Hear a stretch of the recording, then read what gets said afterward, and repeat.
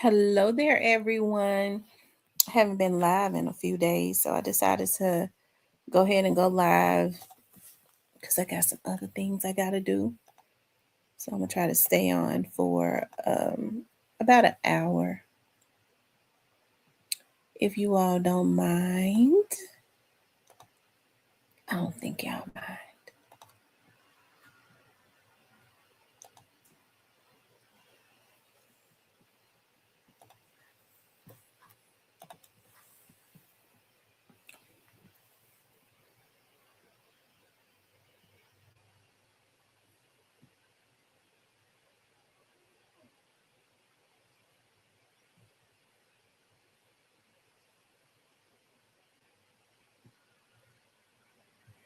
Hey, the Black Barbie.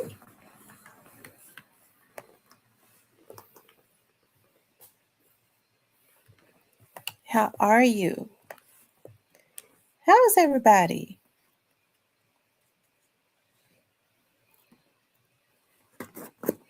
Y'all know I get up working, right?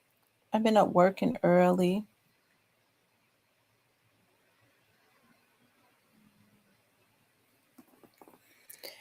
I see this SUV that I wanted to buy, and I was gonna buy it too. It was used. It's nice, um, but it's got too many miles on it. I was gonna get a deal on it, but it's got too many miles on it. I'm not buying a vehicle that's got 63,000 miles on it. It's beautiful though. It's got red leather seats. People buy cars for the look. I'm not buying a car. They done drove it. As my dad would say, they done drove the hell out that car. It's been kept up, but I'm not buying a car that's got 63,000 miles on it. Hey, Chocolate. Hey, Dub JJ.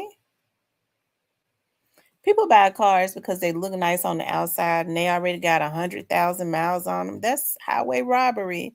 And they're paying almost like retail the price, the full price of it. Mm-mm.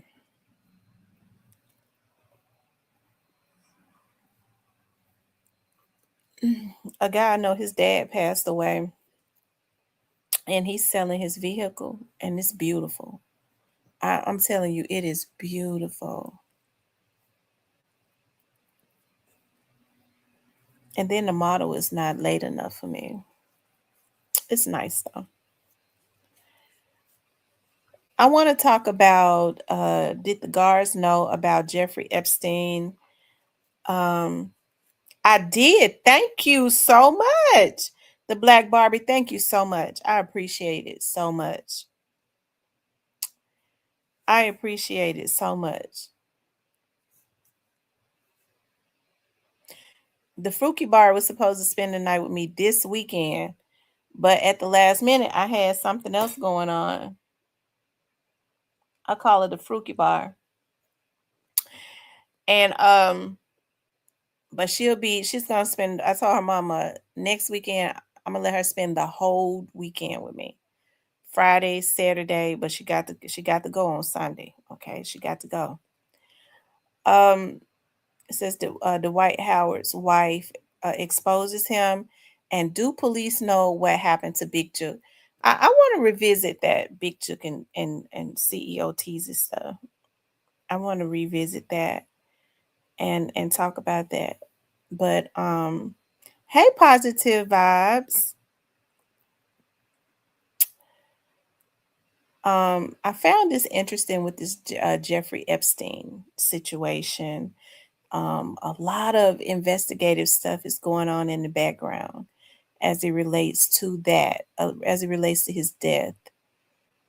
Because you think about it, like I'm sure Jeffrey Epstein was in solitary confinement, which means that they don't have sheets and stuff in those cells because that is like a high sewer to the side type, because of their mental state, high profile. They just have sewer to the side risk. We can't say the word on here, so I have to say sewer to the side. Um, and so I don't know, that was always really iffy to me anyways. We already know that he had the dirt on a lot of people. Those files and stuff are coming out anyways. Even though the files and stuff are out, it's way more damaging still when the person is alive to speak about it. Okay. I'm sure there's so much more that they still don't, that he could have talked about.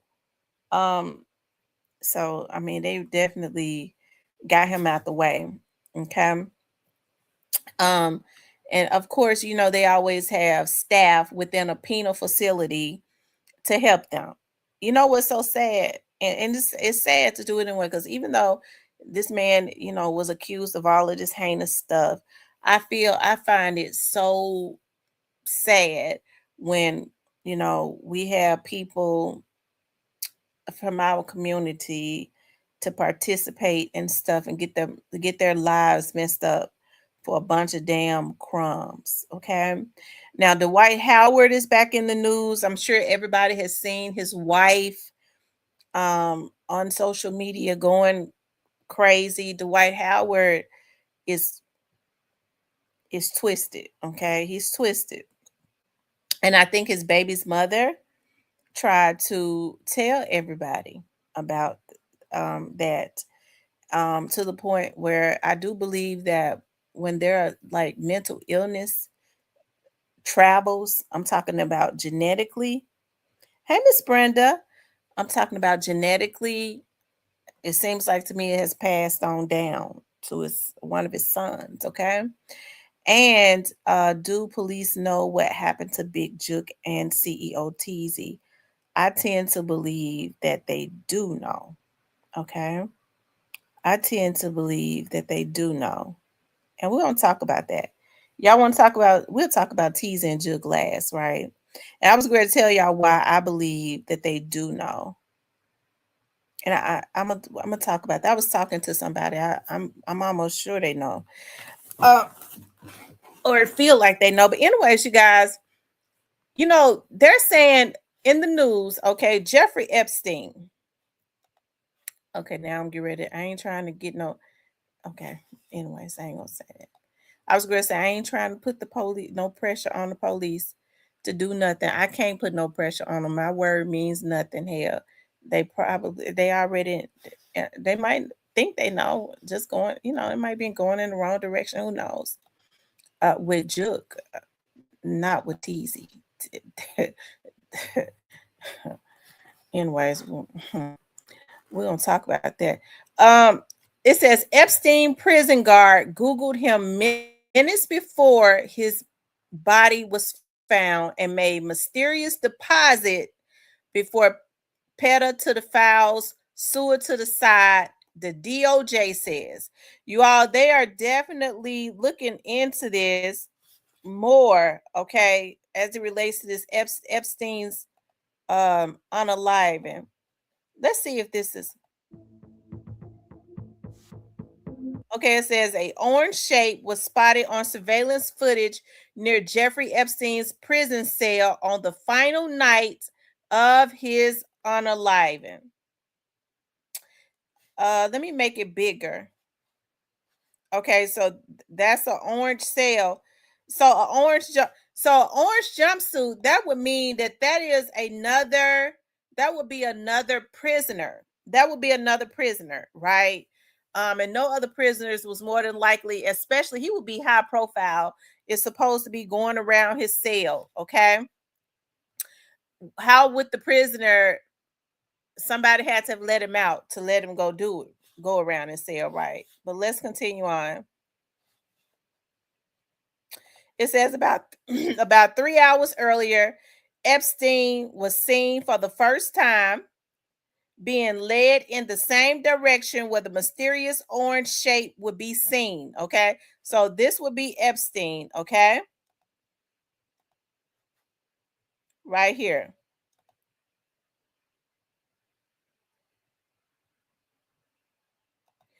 Now, forensic experts are questioning the government's explanation of the mysterious object moving up the stairs to Epstein's cell block.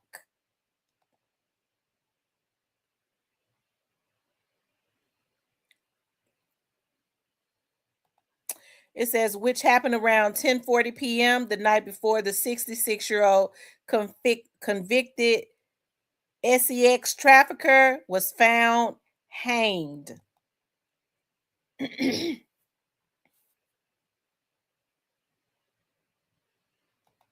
Based on limited video, is more likely a person in an orange uniform. Connor McCourt, a retired MPD sergeant and forensic video expert, told CBS.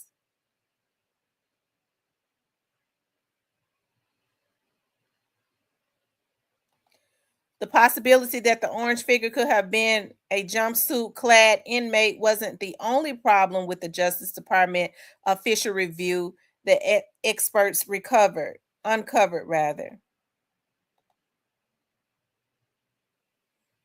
While the FBI claims surveillance cameras would have captured anyone entering or exiting the area, that went too fast.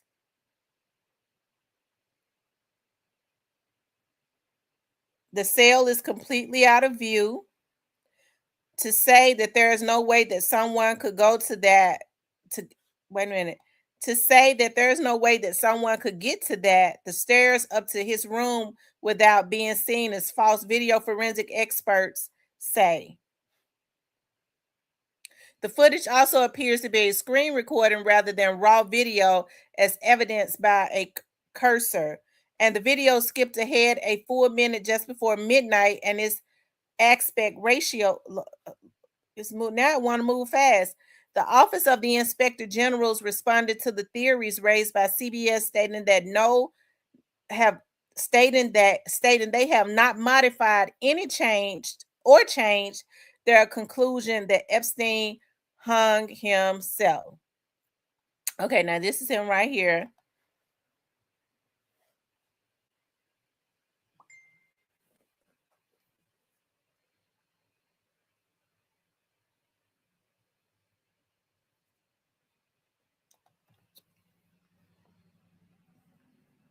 Hold on, y'all.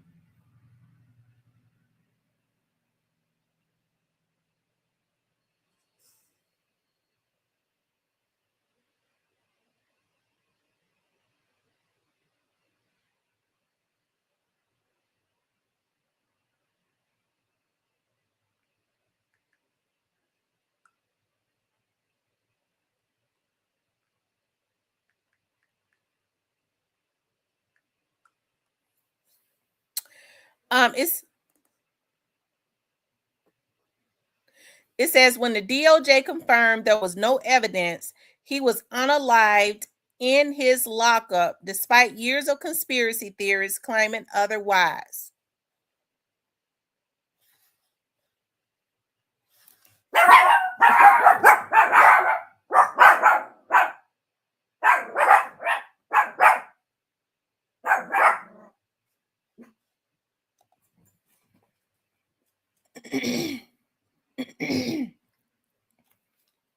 The DOJ department and FBI also said via the investigation that Epstein didn't have it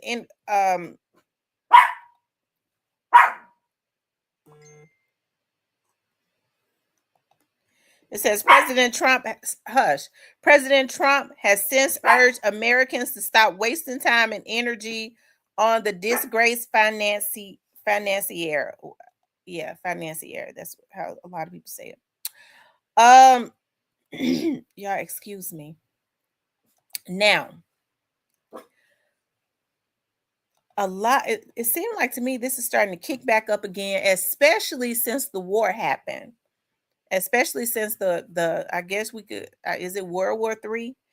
Since the war has gotten started, um, people are starting to bring up Epstein again because they're saying that Trump is doing this, started this war as a distraction, allegedly. Okay. Um, we don't really know why we're in war. Okay, we don't really know why.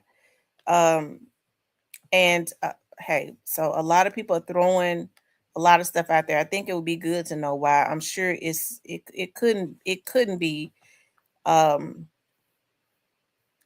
I don't think whatever it was, it couldn't have been worth it. It says one of Jeffrey Epstein's prison guards Googled the sex predator minutes before he was found unalive, and also made a mysterious 5,000 cash deposit 10 days before the predator's jail cell.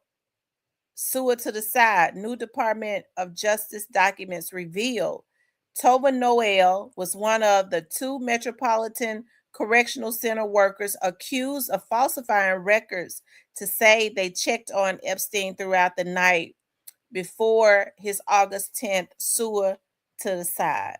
The guards were fired, but criminal charges against them were dropped.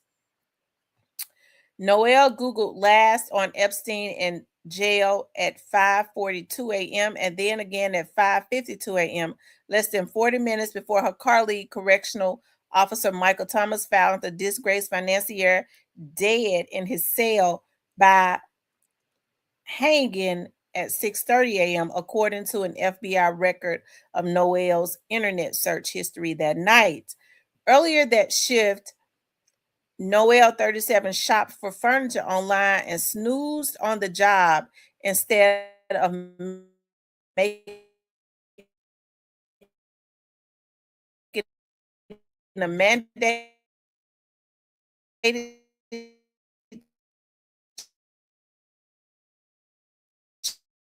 check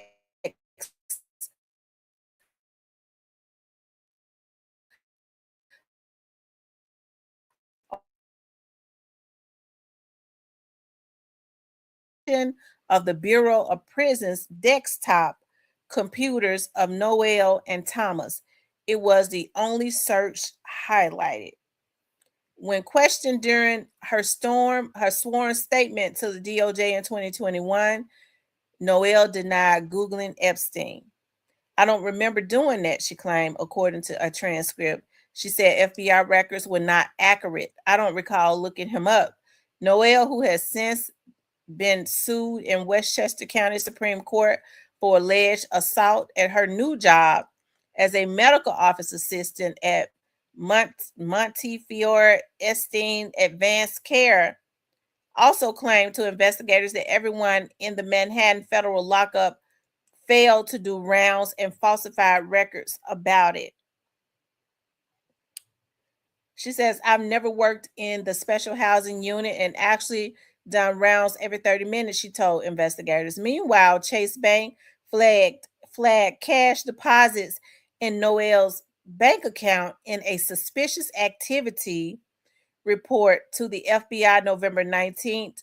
Another file from the DOJ revealed a total of 12 deposits began in April of 2018, the bank said, and accumulated in the largest deposit for $5,000 culminated. I'm sorry. Let's see.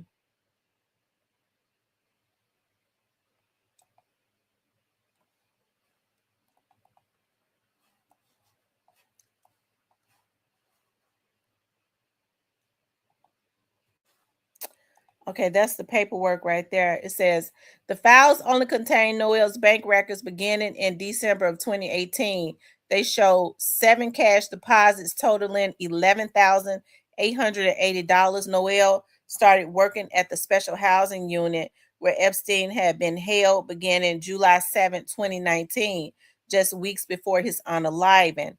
Noel, who drove a $62,000 2019 Land Range Rover, wasn't asked about the cash during her DOJ interview. An internal FBI briefing also released in the DOJ files reveals the agency thought Noel was likely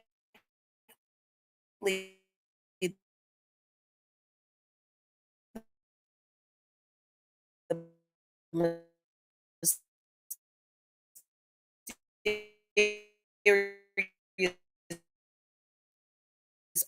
orange shape in a blurry surveillance video near Epstein Here, the agency wrote Epstein apparently hanged himself with strips of orange clothing. Okay. Y'all, that don't sound right. They're saying that he had to have because he had to have hung himself with the orange clothing. How you have to cut that up to make it you would have I mean, how would he have done it?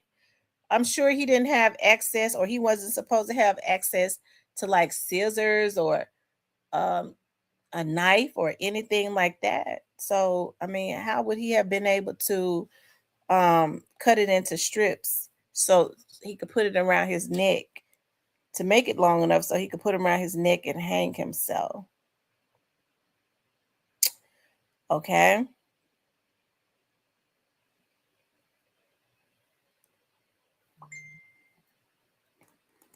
The original 2023 Inspector General report said it was unidentified correctional officers making the recently released FBI document the first time a name was publicly put to the mysterious shape.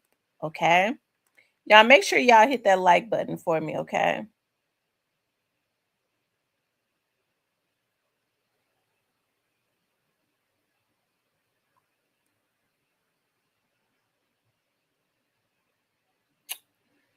Now, you have other people saying on Instagram that the COs, in particular, that particular CO received millions of dollars. Now,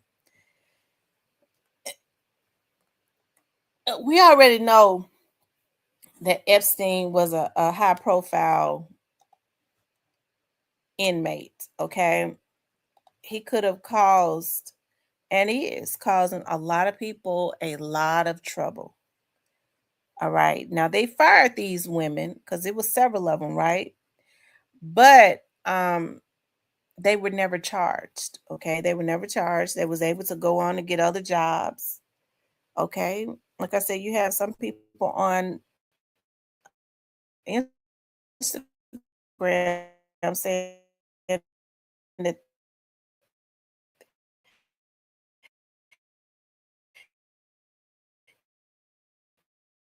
these guards were paid millions of dollars from about Epstein. It's about something. I don't because I think Trump is too stupid to care about anything as it relates to Epstein. I don't think he cares at all. You know, this is his last term. He can't run anymore. He's already rich. He's he's definitely sitting in the bully pulpit right now. So, he nobody dares. They see how revengeful he is. No one dares to go after him for anything at this point. So, why would he need a distraction when he does not care about what you or I or anyone else thinks? Okay, he does not care at all. Um, but I mean, but he could definitely ruin a lot of other people's lives. I think this Epstein situation is really I think that this Epstein situation is really unique. Um, it's interesting, but to see them kicking everything back up as it relates to him, that's interesting within itself. Okay, um, you know, this puffy thing, maybe it was indirectly related. I'm sure a lot of them are in it, in those files.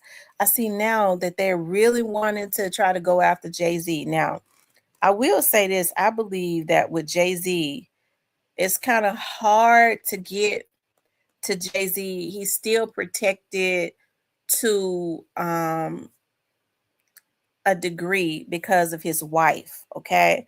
Beyonce makes the industry a lot of money. She makes the industry a lot of money. So it's hard to kind of it's kind of hard to get around her. I think at this point they are, I mean, they're ruining his name, of course, because there was a time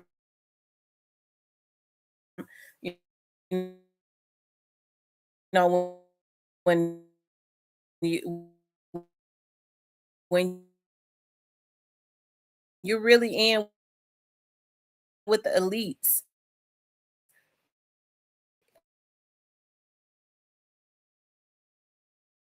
undefeated. Okay. But even still, they would buy up the big vloggers. They're not protecting Jay-Z like that anymore. And in this industry, your name is everything. Your name, your reputation. And I think his reputation has been diminished. Okay.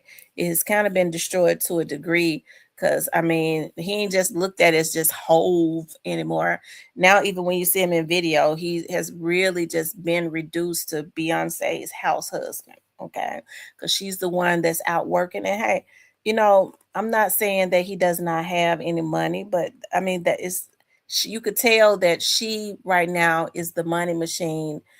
She brings in the power brokers that probably want to take him down.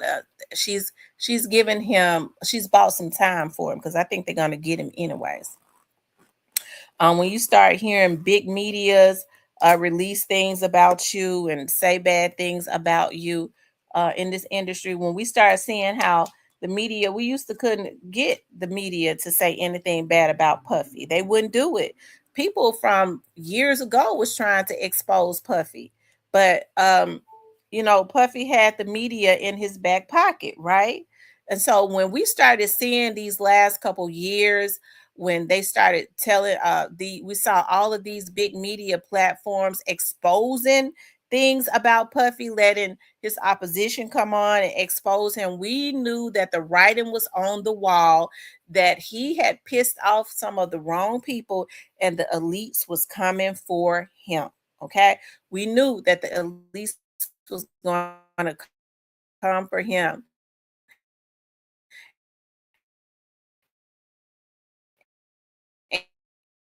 And, and, and um, that's exactly what happened. Okay. Beyonce. Okay. As long as he stays married to Beyonce, okay, her in her youthfulness, because she still got some youthfulness, and we see that they're making their daughter a star. People tend to be very fascinated with Blue. I think that's a good strategic thing, so she might buy him some more time. Okay. And when Blue gets a look, because we know Jay-Z about 60, so he probably got about a good 15 more years. Okay. Because what did God say he gives? Oh no, he might have a good 10 years. Because what the guy says he gives, what, 3 quarters? Am I saying that right? Is it three quarters? Is 75 cents though, right? Some people say 70 years, 75 years. After that, you living on grace. Okay. He looks real bad. Now, he looks real bad. Them dreads and stuff look real heavy on his head and stuff. And so he needs to cut them off, right? But I mean, I don't have no issues with the guy. We wish him the best. We know that he has been just as bad as Puffy. But what him and Beyonce did do, they did get a lot of the people to sign their NDAs. Puffy was too stupid, okay, and arrogant. Anyways, that stuff with Epstein is very Epstein had dirt on everyone. He kept email. Yeah, he kept it. And see, that's what they do. That's what the media does. They hurry up and start when they start giving you money and stuff, or they're gonna make you a star, they immediately start getting dirt on you, you know. Um, hey, that's their collateral. That is their collateral. So um to make sure that you don't get out of line, to make sure that you don't get out of line. Hey, Edward Potts. Angel says, hit the like button. You all hit that like button for me. Make sure you guys please like, share, and subscribe. But hey, you could just tell the way they constantly talking about the media, and I see like big name vloggers, constantly talking about bringing up Jay-Z name. I don't know what Jay-Z done did. Okay. I don't know what he did. But maybe, they say he's always borrowing money. Listen to Tasha K, because she gets the tea on that, okay, about all the money um that he tends to borrow now. I know a lot of celebrities, they keep their good money and they borrow money, and just pay it back. But I hear Jay-Z borrows quite a bit. We see his wife tour all the time, to constantly make money. You already know when they live the type of lifestyles that they live, they have to constantly earn money. Their taxes are different, their lifestyles are different. They have to constantly earn money to make sure that they're paying a lot of this money back because they borrow this money. They do. But anyways, like I said, it's definitely going to be interesting when it all comes out. They're saying that a lot of women are in these. Let me tell y'all something, and I don't want to get too deep. Cause I know when I start getting real, real deep, cause y'all, this stuff, right? Stuff like this, as it relates to Epstein, and when they talking about what they was doing to children, and that MK Ultra stuff, like that is right down my alley. And um, that is not being rude. I mean, that is not being um a conspiracy theorist or anything like that. That stuff is true. That stuff is true. Let me tell you something. When I was in the private sector, I um I had a guy to reach out to me. I forget what he reached out to me about, but then he ended up, it must have been about his girlfriend. And I found it real weird because he kept calling and kept calling. And I started to, and this was like 2 years ago. He kept calling and he started talking about how his girlfriend had gone to school, had gone to like a school as a white guy over in London. And he was like, I want to get my girlfriend to call you back. Um, he was like, she went to a some type of boarding school or something in London, and he wanted to expose. That's what it was, because I told him I had a TV show and I talked about a lot of that stuff, and he wanted to expose what had happened to his girlfriend. This was a white guy. They had money too, but I mean, he had his girlfriend to call me, and she kind of went into some stuff about um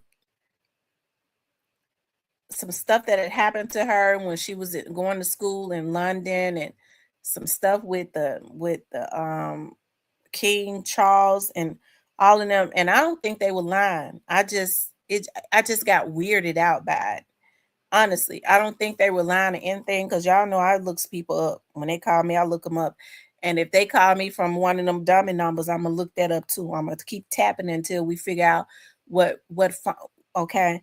And so but they actually had some money. They did. So when I started looking into it, I was like, dog, like they it they was telling some truth. It was just that what they wanted me to do some things, and they was willing to pay. I just wasn't willing to. I couldn't do it. I couldn't do it. I couldn't do it. So that stuff is definitely real. And you think about, you just think about how would people in Memphis, I mean, I could do it, but I just didn't want to get that involved in that. Okay, I didn't. Even though I just didn't want to. Like, it was a whole lot of freaky stuff that had happened. And before people say, well, how would she know anything about the print, like what's their name, like King Charles and all of them? I forget what they're called. The royal family. Remember, um Prince, those boys, his sons. Remember when they blocked off the airport in Memphis because they came to Memphis to their best friend's wedding? Their best friend lives in Memphis. See, it's a lot of loan money in Memphis. And they blocked off the airport and all of that because um as a matter of fact, I'm gonna pull it up. What was the name of what's King Prince Charles' kid's name? Shit, I can't even think of their names. My brain done went blank like that. I get thinking about some of that stuff that girl told me. I tried to forget that stuff. It made my brain go blank thinking about when that girl and that boy that they were calling me and they had money. I'm not gonna even say I know they had money. I looked them up. Their family had money. I couldn't get involved in that. What's their name? Prince Charles and William and Harry. Okay, I'm getting ready to show you. That threw me off again. I ain't gonna even think about that no more shit. Um, y'all, I'm telling y'all something. I'm getting ready to tell y'all something right now.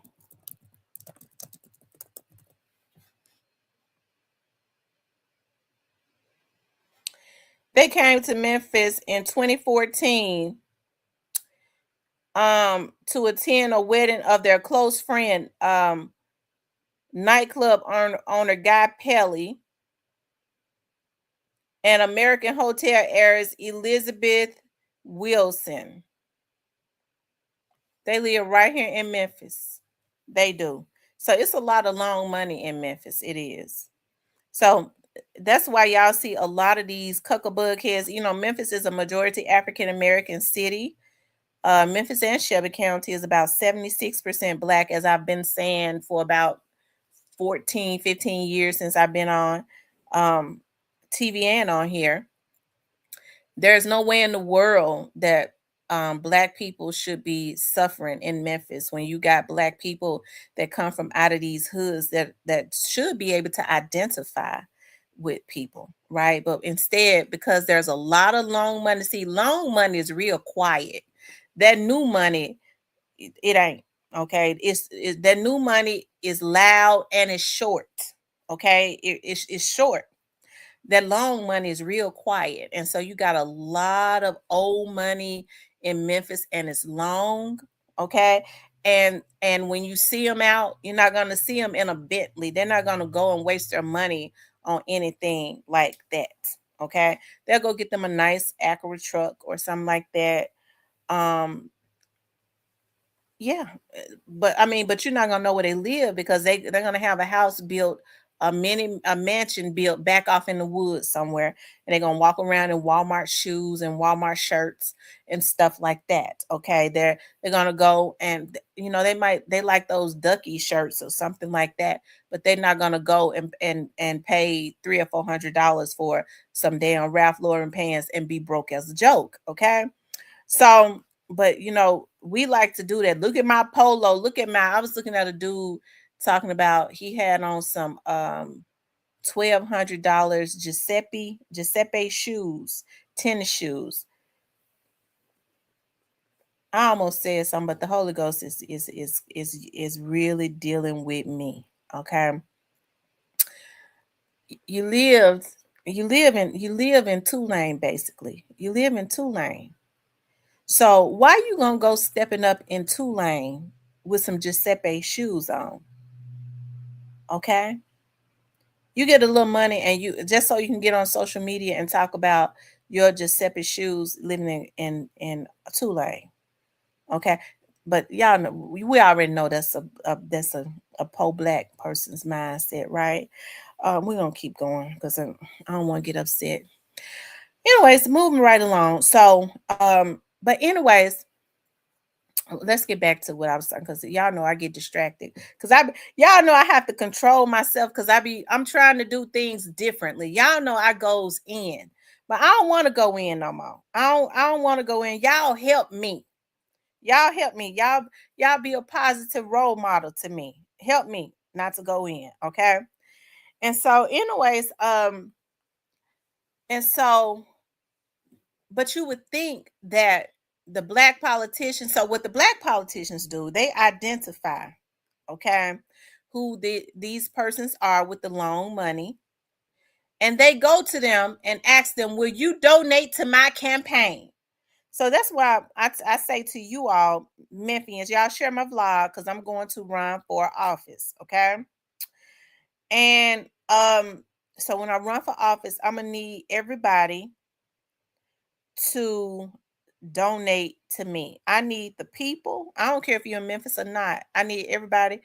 And I'm gonna tell y'all, I'm gonna put up something when I run for y'all to donate. I'm gonna need everybody to donate me $10. I'm gonna need like, because we're gonna need some signs. We get ready to see. I'm gonna get ready to show. And then y'all got to stand behind me now. And y'all gonna have to stand behind me because I'm getting ready to make some things right. You got to have somebody that's brought to you, that's for the people, that's brought to you by the people. Because otherwise, what's going to happen is you're going to keep getting the same jacked up politicians that you've been getting because they already bought and paid for it. Okay?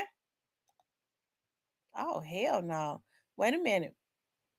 So I tell you what, no, the spirit of the Lord just told me to take that. I'm gonna need all y'all when I run to give me $100.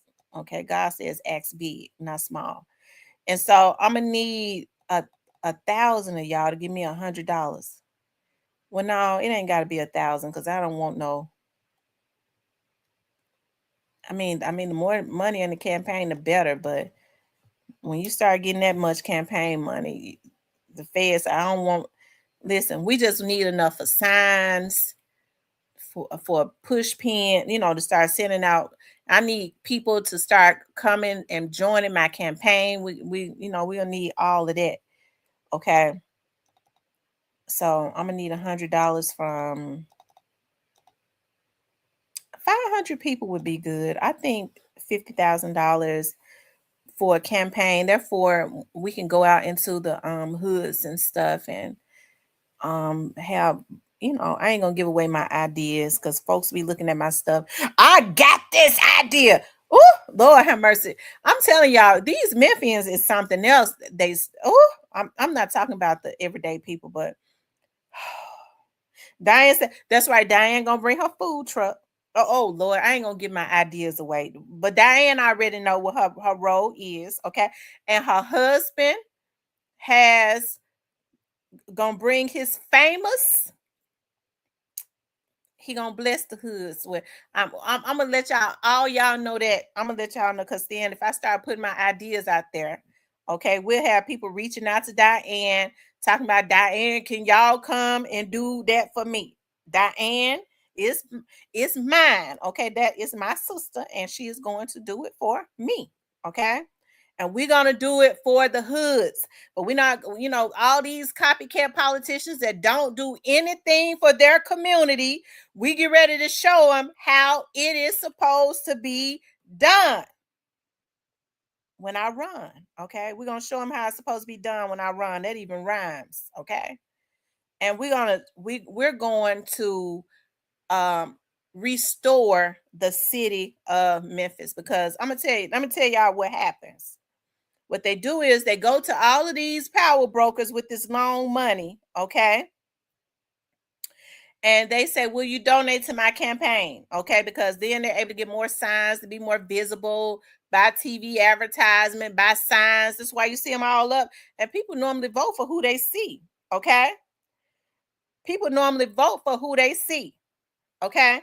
And so, anyways, uh, so they go and you see all these people, they have 2 and 3 and 4 and $500,000 in their campaign, but they get it from the power brokers, the rich people.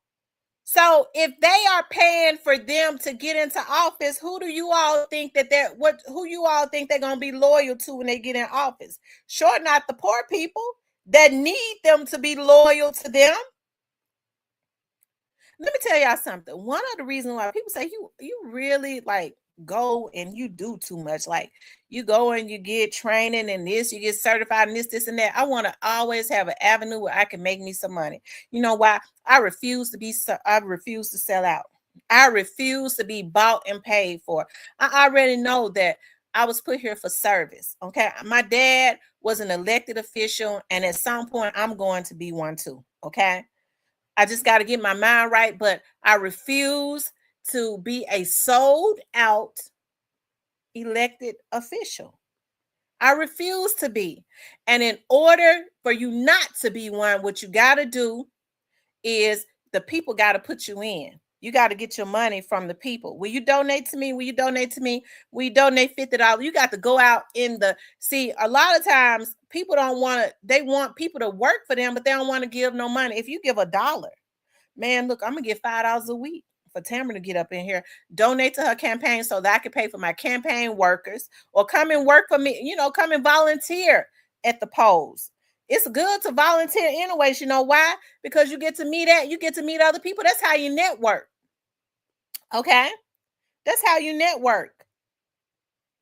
You go and you do service for a good campaign, which be me, somebody that is going to make sure that I restore hope in the people. Okay? I'm gonna tell y'all something, y'all. I was thinking about I was going to run for school board. I had gotten out, me and Vanessa. Shout out to Vanessa. We had gotten out, and I don't like to tell my strategies because I'm always boots on the ground. Yeah, I had gotten people motivated. I know how to motivate people. I do. I had gotten them motivated. I'm gonna tell y'all what they did.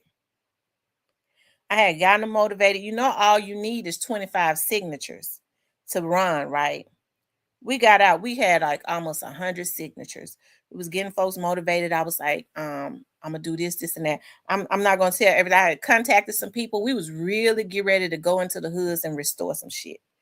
Okay, get the people.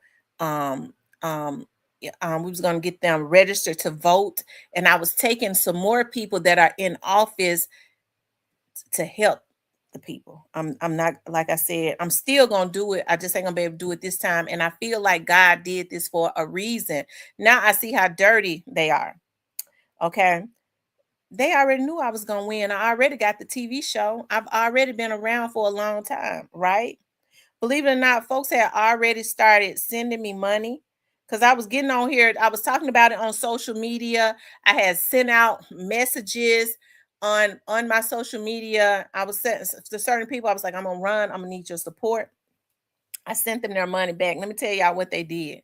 So I went and turned my petition in, and they waited until 30 minutes before they was getting ready to start taking the petitions. And they was like, these people that signed your petition, was like, you're not qualified. I said, why not? The people that sign your petition are either not registered to vote, or they're not in there. They might be living in your district, but they are not registered in your district. I said, we got almost 100 signatures. You're trying to tell me 25 people? I said, how many? I said, well, then, I said, that don't even sound right. I said, well, how many people are you saying is not registered? Really, none of them are registered. But it's about 5 or 6 people that are. And that's on it. Just totally lied because they already know I was going to win. I was going to win because I know how to get out and talk to people, right? And I was ready to restore some stuff. I ain't worried about it doing it make me mad. I just see now how the game is played because they want to keep their people in that's bought and paid for. I mean, when you put your name on the list, you guys, they already start watching you. And I mean, they already know that they can't control me. I was already saying, even on Facebook, I am not going to any big businesses. I can go to the small businesses, and I need the people. Okay, I was gonna make my own commercials, produce my own commercials, put them on my own TV show where I already have an audience that I've had for the last 14 years. Okay, all the good church people sis that gets out and vote. And I was getting the young people registered to vote. Okay. See, what a lot of people like to do is they like to stay in go into certain areas where it's just, they feel like, well, their strategy is, well, the white people vote, black people don't vote. So if I can just get all the white people in this area, they're gonna go and vote to like me. They'll go and vote for me. And I'm not gonna worry about the other areas where the black people are because they're not registered and they don't vote. But I was getting ready to change all that. Okay. And y'all see what they did. They kicked I didn't kick no fuss about it because I feel like it's just more time for me to prepare. Because everybody was saying, no, listen, those attorneys that I work with live in my area. We know that they're registered to vote, but that's what they did, right? Because they have an agenda for their school board and they want to keep the person that is in that district on there because because she's sold out. She's bought and paid for, right? I don't know how we got into that. But anyways, you guys, I'm going to prepare for something else, and it'll be for the people, by the people. And I would truly be able to say, when I am elected, I am for the people and I was sent by the people, because you have to motivate the people and you have to let them know this is what I am going to do for you. But tell me what you need for me to do for you too. Okay. What do you need in your community? And then we get together and we make our agendas. We all come up with a plan. Hell, you can't tell people if you ain't really living in the area or you ain't suffering how they're suffering. And I think that has been the issue with a lot of Black people. We sit up and we let people, and I know a lot of elected officials and a lot of people that are aspiring watch me because I hear them regurgitate verbatim what I say. But I mean, all you got to say is, I like Tamara, but they ain't going to say that. Okay. But it don't really matter because they ain't in my district. But I am for the people and I'll be sent by the people. Okay. And then we're going to take the resources back, because all of the resources that come into our communities, into the Black communities, it ain't nowhere in the world that it should be crime infested and drug infested, or the kids shouldn't have nothing to do. They have millions of dollars that come in, because the higher the crime the rate, the more funds you get. But they know Black people are not going to look into that. Okay, so they're able to take the money and funnel it back to them. Okay, basically steal it. And these are Black politicians. Okay. And so and whatever else they do it, they're gonna be loyal and change policies and do things that are gonna be beneficial and give contracts to the people that help to put them into office. And it's definitely not. They don't look like you or I. Okay. So I don't know how we got and still have to do something different. But don't change anything. It's not going to change anything about like how I feel. Because when I started talking to some of the people that watch my show, my gospel show, some of the pastors and stuff, they were so on board. They were so on board. It just did not make no sense. Like they were so on board. I even had a pastor from in South Memphis was like, well, I tell you what, I'll have um some people in my congregation, and his church is not real big, to volunteer if you don't raise the money. So people were coming on board. I'm glad that I did not, just because I was getting ready to do a commercial, but I kind of felt in my spirit that they would try something, because what they want to do is they want to get you in. They had already started certain stuff as it relates to the Democratic Party, but what I should have did was ran independent. That's what I should have did. I should have ran independent. Okay, because I don't mean no harm. What have the Democrats? And, we and the majority of us are Democrats, are registered as Democrats. I ain't talking about the Republicans. I'm talking about the Democratic Party, because more Black people are Democrats. What have they done for you? Okay. And so it ain't that they can't do anything for you. It's just that we got to make them. You can't elect people and then expect for them to just do what they say. No, you have to elect them and make them do what they say, right?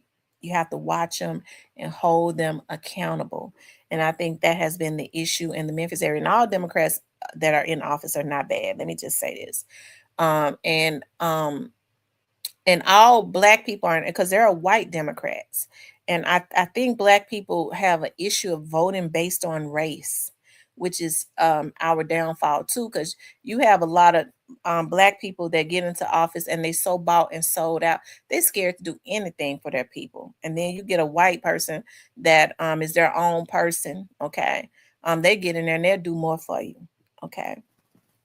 But they're supposed to do everything because they work for you, and a lot of people don't know that. They're supposed to do everything that they say, because people forget that they work for, we elect them, right?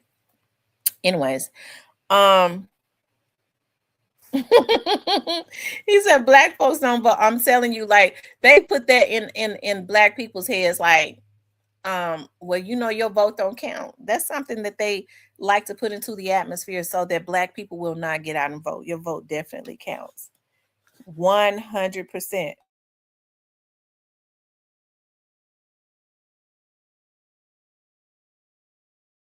100%. Um, anyways, says Dwight Howard X. Okay, so y'all know Dwight Howard. We're gonna talk about Dwight Howard so we can talk about Big Jook and Teasy. Okay, we always talk about the good stuff last. All of it is good stuff, but y'all, Dwight Howard is really messed up. Okay, Dwight Howard was a NBA superstar. Dwight has made a lot of money, definitely multi-millionaire. Um, and we saw that Dwight was in the news. Like for a long time, we thought his baby mama was crazy, and that's because he was a beloved NBA star, and people felt like she was just lying on him. Even his wife said it because she was mad because she wanted him. Then there was things that started to come out about Dwight, and we don't have any issues with anybody's sexuality or anything like that. But you started to have other men of the same gender to come out to talk about the relationship that they were having with Dwight, and he never denied it. Okay, he just said, "I'm definitely not talking to any of you all about where I put my pita." Okay, hey, that's definitely fair enough, right? Because we don't want to know. But I think maybe it was heartbreaking for some of the women, because that he was definitely like a serial woman dater, okay, a serial baby daddy, okay, because he got kids with a lot of different women, okay, and so but they all said that he never treated them right, okay. Now, Royce Reed, who's on Basketball Wives, that's his oldest son's baby's mom. Remember, her son was in the news that she has by Dwight. He for raping another child, for essaying another child, right? He definitely has issues. I think she said she tried to get her son some counseling, but she hinted at it was some stuff that went on with Dwight that may have made her son like that. Um, and hey, it's crazy, right? And so Dwight Howard's wife was defending him fiercely against Royce. Okay, we know Royce was in the news and all of that, and she was defending him fiercely. Okay, saying Royce was bitter and all of that, and now, okay, months later, here she is. Okay, Lord Jesus, I tell you, I always hold on, you guys, lose something because I'm always doing something. Um, here his wife is right here. Okay, here she is. She's screaming and crying, begging for help. Okay. Dwight Howard does not want a woman. Okay. I don't know why he keep being with him. I guess so he can do him dirty, take his hate out on him. But hold on here. It, to know me, you know I am so prideful and so private. This is his wife. It hurt me so bad to have to even protect myself in this type of way. My marriage has landed me in a very dangerous position. My stepdaughter was just taken by CPS because of her father. CPS and the police have been here 3 times in less than 3 months, and I stood in it with my husband, even though I was scared for my own self. Whatever he wanted me to say, whatever it was, I'm thinking this is my husband. I had everybody around me saying, even after I tried to divorce him the first time, everybody around me says, you can't leave your husband this soon. You said through sickness, through health, through just, you said through good or bad. That's why I came back, but this is going way too far.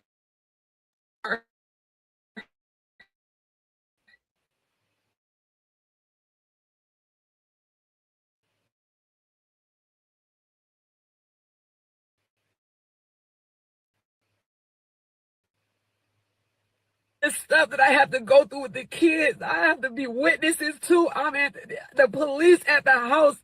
They ask me questions. I don't know how do I lie for my husband. I've never been married before. I'm in love with my husband. I don't want him to get in trouble. So of course I'll be his alibi, but this is going way too far. And now I'm getting mixed all in this. I have been with this man for 14 months.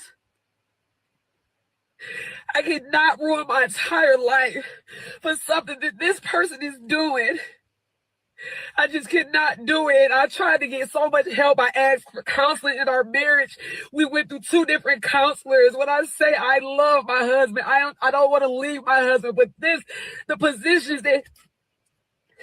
the positions he keeps putting me in, and it's all over nothing. I keep telling people he needs some help, y'all. I live with him.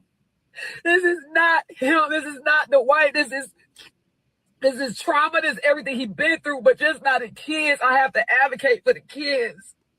And I can't go down for what he's doing. So they took our daughter. And I'm just sitting there like, do I speak up? Do I be quiet? What do I do? But I caught this man. I caught this man forcing our 12-year-old son to cover for him, his son, to cover for him. He had him lying. I recorded it. He was coaching our son to lie on me, and I had to record it. And it's this shit. I try to tell everybody he needs some help. And ain't nobody want to fucking listen because he got the money. I kept saying, whatever, y'all don't understand. I live with him.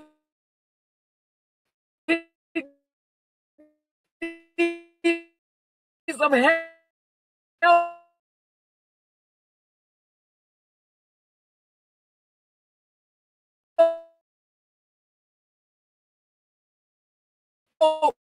He on cocaine.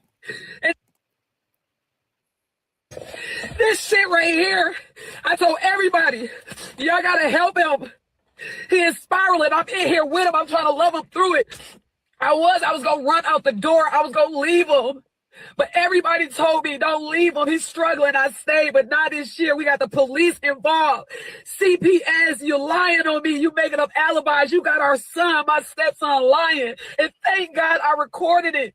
And he innocent in this, but you said just to protect yourself, you would take anybody out, including me, and I can't let you do it no more. I don't want to share the dirty secrets. I don't want to go out like how everybody else did this man. But I got to protect myself now. I'm uncomfortable.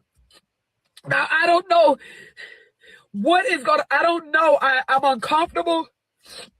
This man has the money. This man controls it all. And it's not about no money. I've been with this man for 14, 15 months. I never asked him for $1, nothing. I'm not on the credit cards. I just love him for him. But this shit is going too fucking far. And I'm so embarrassed. And I gotta even I'm just like, I don't know what to do. When I heard my stepson being coached to lie on me, I gotta protect myself now, and I know it's supposed to be through sickness and health, but this shit is scary.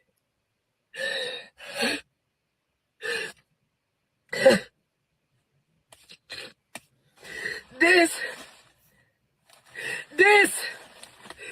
is why I'm losing my fucking marriage. Because the money, y'all didn't want to help him. Now she blaming everybody else. Okay. She need to blame herself because Royce Reed, that's his oldest baby's mom, tried to tell her that that man was on coke to the cane. He on that cocoa. Not only that, but the man is down low. He on the down low. The reason his boyfriend came out because he said they were living together. He said that they were living together, and for him to be parading around with this lady, talking about he was engaged to this lady, it was, hey, it was devastating. And you can't blame the man. You think that you got a life with somebody. I don't care whether you're gay or straight. And all of a sudden he's parading around with a woman talking about he's about to get married just out of nowhere. You heard her say, what she say? She's been knowing this man, 17 months? So you go marry a man that you only been knowing 17 months and you've been married to him, for almost a year? That means she married him within months. Why would you marry a man within months? You don't even know him. 14 months. Okay. So she been married to him a year or maybe almost a year or something like that. So she has not been knowing that's just a year and 2 months. Okay. So she ignored that a man comes out and shows proof that they had been living together. This is a gay man. So of course he's got a lot of issues going on because he's this big basketball star. He probably don't even know how to live in his truth. His oldest baby mama, their son was arrested at 14 years old for essaying another child, for making a little girl give him fellatio or something. And she says that their son is like this. She hints at it's because of Dwight Howard doing something to him allegedly. So when Royce Reed writes a book, he has the money to stop her. He strips her financially of everything. He stops paying her child support. He threatens to take their child because she's talking. So he makes her look like this bitter baby mama because he's this beloved basketball star that's obviously has issues. So I mean, hey, now he's coaching his children. He got all these damn kids. Why are the other children's mothers allowing those kids when it's obvious it's something wrong with Dwight to even be in the household with him? So his wife, she's talking about our daughter, she does not have not one child with them. So she's calling his kids hers, in which it should be like that. But lady, you don't even know the damn man. So you don't even know the kids. You only been knowing him 14 months. So it's going to be easy for him to coach his kids on you. They don't know you just like you don't know them or your husband. So she said, I'm talking about it's not about the money. I'm not on the credit card. She over there taking all that and she ain't getting no damn money. So she she's on some mental meds too. Okay. And I'm not saying you take stuff for some money, but what is she there for? He's not lovable. He's a drug addict and she ain't getting no money. So that means she's slow. Okay. It's something. Is it just to say she's married to Dwight Howard? Because when she married him about a few weeks after they got married, remember she filed for divorce about a week or two after they got married. I mean, she didn't even know him. Okay. So it's hard for me to feel sorry. Now she want to blame everybody. They won't give him no help. So she gonna stay and she gonna let Dwight, probably gonna go missing because she done got his stash. Okay. He probably don't even care about her showing the stash. That's a lot of cocaine. He gonna be mad because he want his cocoa. He wants to put some stuff up his nose. Okay. And now she jumping all on live showing it, talking about he's coaching our daughter to lie on me. He want her gone. And if she's too, you see how weak-minded she seemed. He done did everything and she won't leave. So now he coaching the kids to tell lies on her. The only thing he knows is to get her ass put in jail. And she's still sitting up talking about they won't help him. Lady, you need to run and divorce him and get some of his damn money. You was dumb enough to marry him without knowing him. He done put you through hell. You at least deserve some for sitting there with a gay man that's been putting you through hell, that's sick. But you did it to yourself. Okay? She there for the money. Basically, she be a damn fool. She need to leave him and take some of it. But they say he don't mind putting hits on them women. So I really can't be. I don't know how to. I don't know how to rationalize nothing. Because if she saw him doing it to his other baby's mamas, Royce was just bold and boisterous enough to talk about it. She had a platform, so people knew her. Okay. Dwight is not going to be happy until he's able to go and live with his boyfriend and be open about it. What he'll understand is like people are more accepting now of athletes being gay. But I can't understand these women putting themselves in these types of positions just for some money. Okay? They put themselves in real bad positions just for some money. And I'm gonna tell you something. These athletes now, they really, really, really have um they have issues. A lot of them do have issues, not unless they come from um like a real firm foundation, have a firm foundation. It has to start in their background, in their upbringing, and even still, okay. Once they go pro, okay, a lot of that goes out of the window because they have people kissing their butt and people praising them. And then if they don't have some type of firm foundation, they will start to believe that. Okay. They'll start to believe when people are hyping them up. And here's the thing you have to be careful about. When people are praising you and you believe, you have to be careful. Okay, because when you digest all of that, you ingest all of that, you let it get to your head. When people are praising you and you believe that, you'll start to believe it when they start to tear you down. Because believe it or not, the same people that praise you, they will start to tear you down. So that's why there has to be some type of firm solid foundation. And a lot of these athletes come from the hoods, and they come from backgrounds where there have not been, that it's not that. And so that's one of the reasons why, you start to see they don't take it too well when they start to tear them down. Okay, because they start to believe the same media, that praise them, they start to believe them also, what they say about them when they tear them down too, right? Because they don't really know who they are.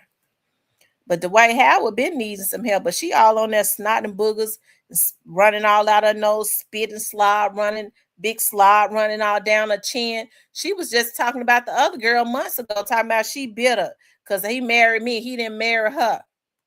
Lady, you only knew him for 14 months. He had been in the media with all of this controversy as it relates to his kids' mamas and as it relates to his boyfriends. Okay. And if I saw it, I know she saw it. Because the first thing women do when they meet a man, they go and try to see what they can see about them on social media. Okay. And all of his stuff was all over the media. She talking about my name ain't on none of the credit cards. And it ain't about no money. So why she there? Why she taking all that? She couldn't love a man that she don't know. She don't even know him. So that man don't want her there. So she catches him and she records him because CPS has been to their home 3 times. He's coaching his daughter, not hers. They don't have any children, on how to lie on her. So if you got your children lying on your wife to CPS, what's gonna happen? Your wife gonna get arrested. She trying to love him through that. Hell, you got folks that's on cocaine that don't do stuff like that. He don't like her. Okay, she won't leave after all he done did. She still won't go. So he's saying, I got to get her sent to jail. And she's still trying to blame everybody else. She blamed the cocaine. That man know what he doing. Okay, she need to let him go on. I bet she was dumb enough to sign a prenup too. Okay, but I don't blame him. I would have made her sign one too. Anyway, y'all. Anyway, y'all, that's weird. Let me see something.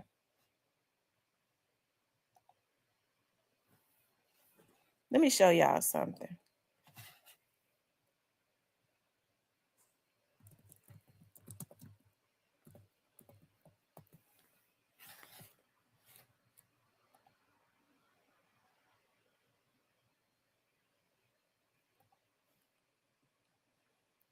I think Royce posted something.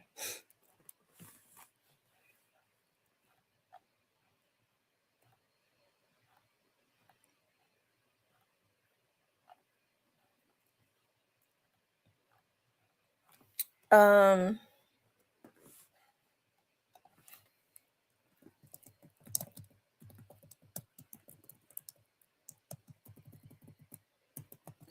I think Royce posted something.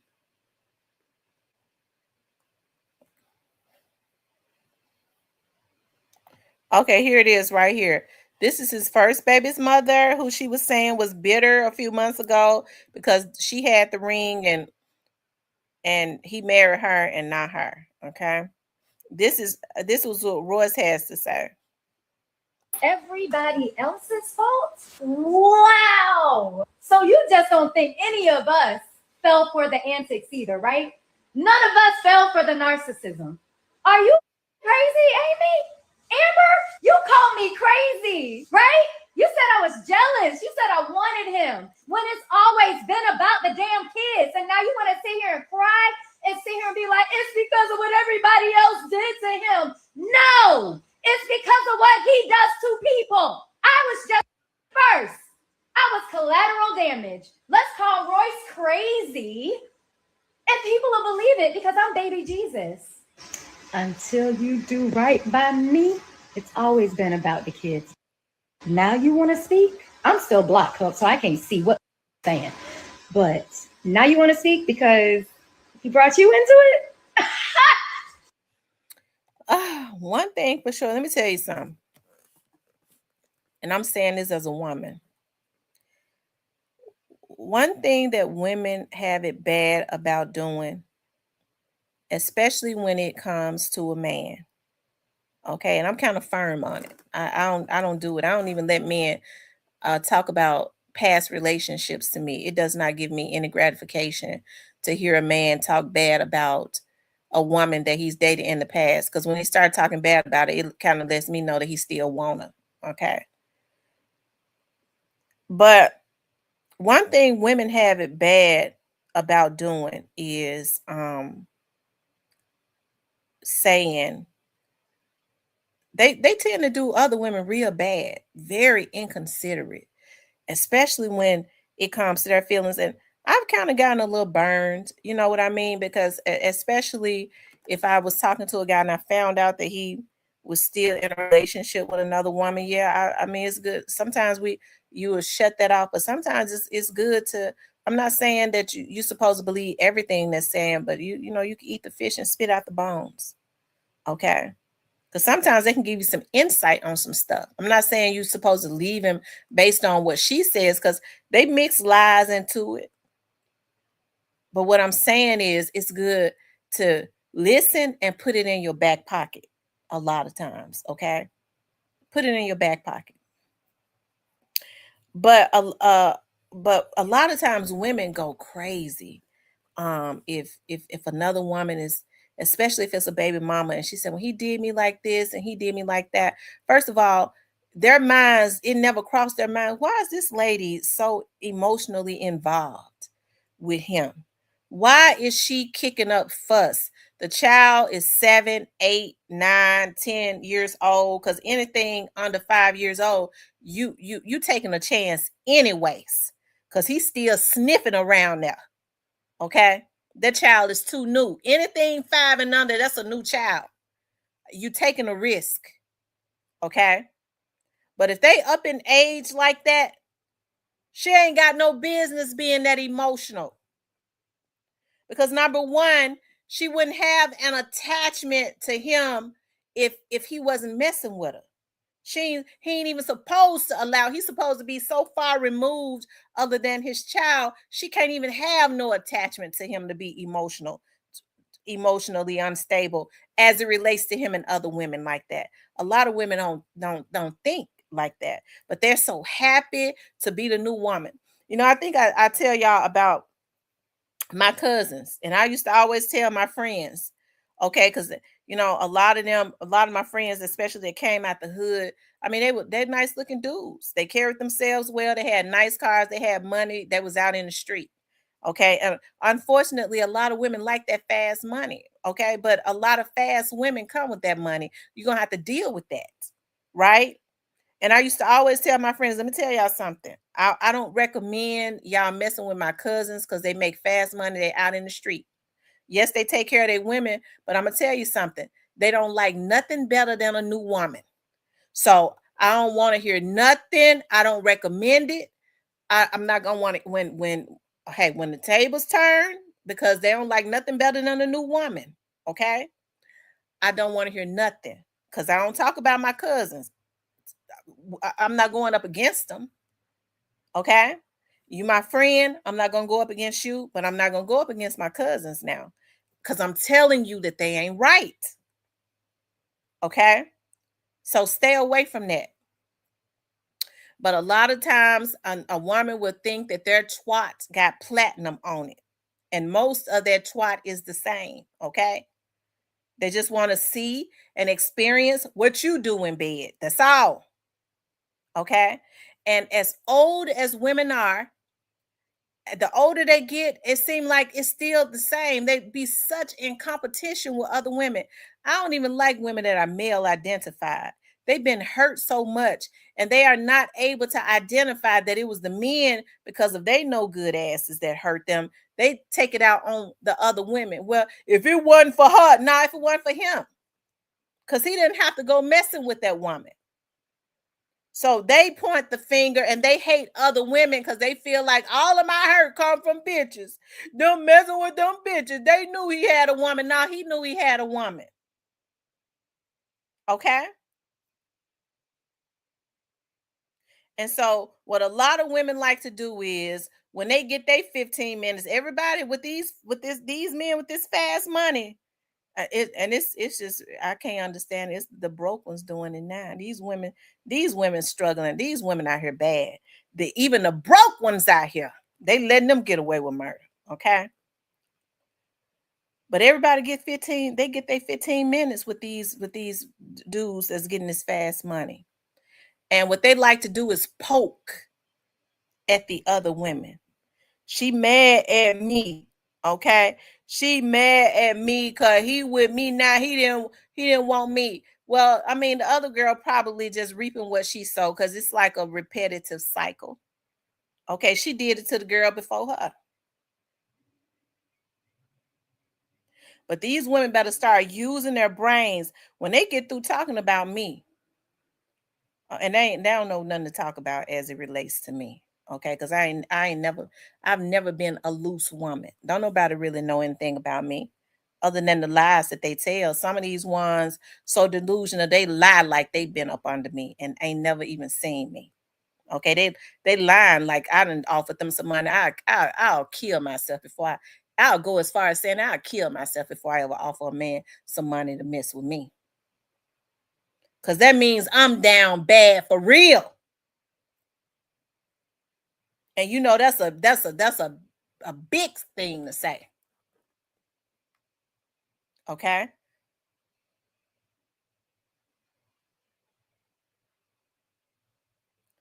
But these women better start using their brains. Okay. Go and get your own stuff.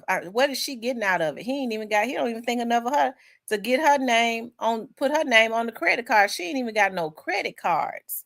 He ain't doing nothing for her.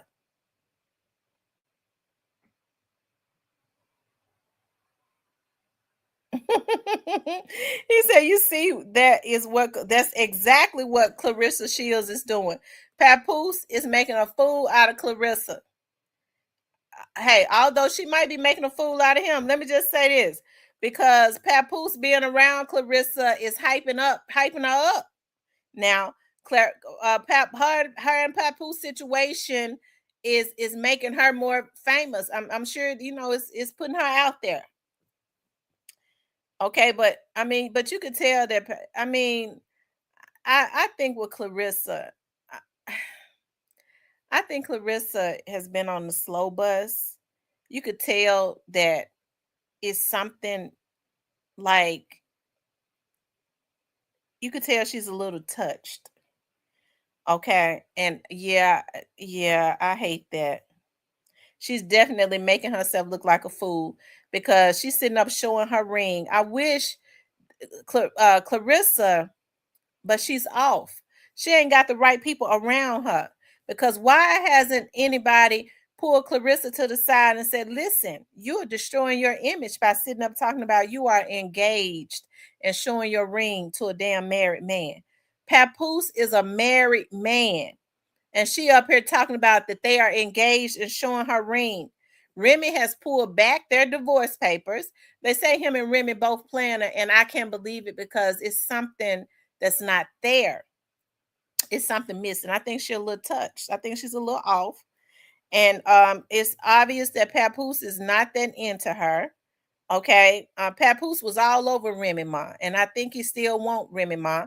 And I don't think that Remy Ma wanted Papoose anymore. But since Papoose is getting he's coming up off of Clarissa, Remy Ma pulled back that divorce because the issue was Papoose didn't have no money coming in. Now Remy Ma looking at his come up. Okay, he's the new Don King. Okay, so Remy Ma pulled that divorce back. I think they both. I think it's a hustle. Okay, she said, okay, now he gonna bring some money in. She's sitting up, and you could tell because she's trying to like replicate everything that Remy Ma, her looks, all of that. Okay.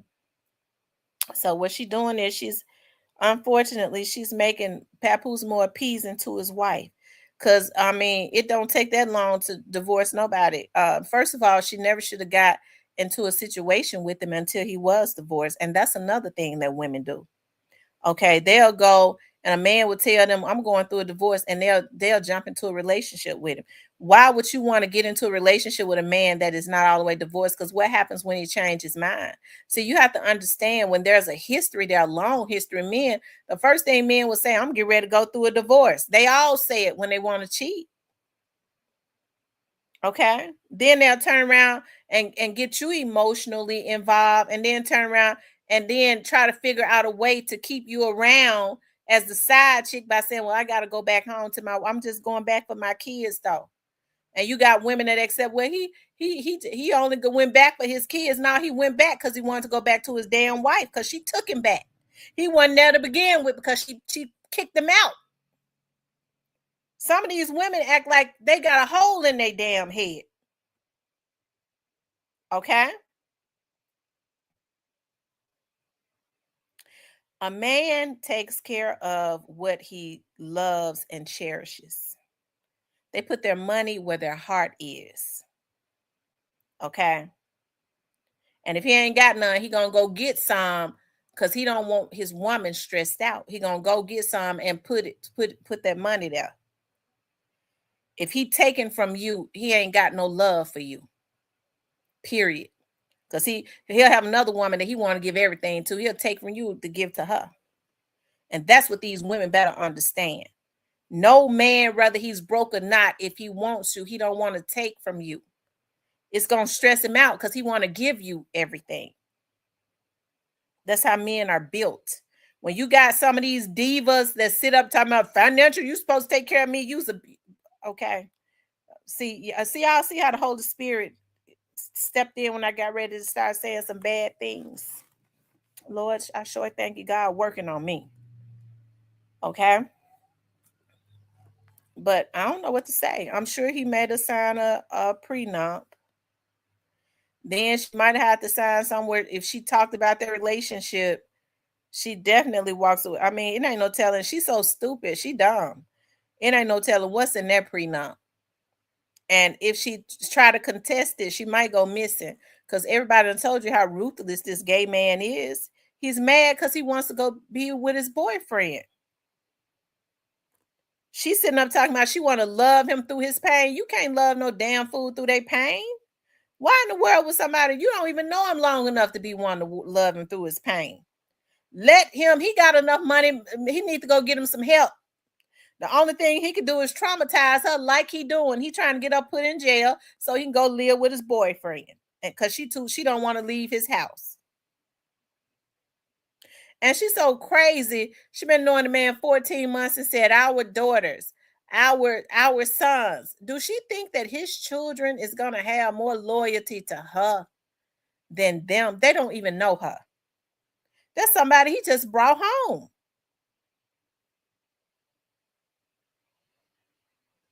Ooh. Lord have mercy. How old is she? I don't even want to know.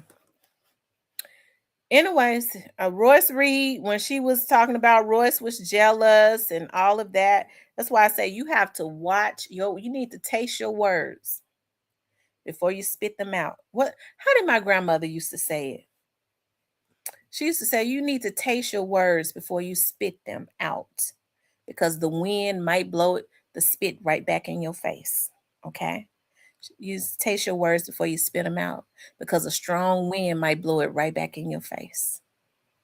And it looks like that spit and that venom that she was spitting out about Royce just a few months ago, that strong wind has hit and it's right back in her face. Okay. And she's still gonna be with him because she blaming everybody else for him being on cocaine and for him doing all the stuff that he doing. He doing it because he want to do it. I said that before I even saw what Royce said. So, child, whoever telling her to stay with him, they're not giving her good counsel. She ain't even been with him long enough to even go through nothing with him. A lot of people try to use the sanctity of marriage, and marriage is a bond, it's a covenant.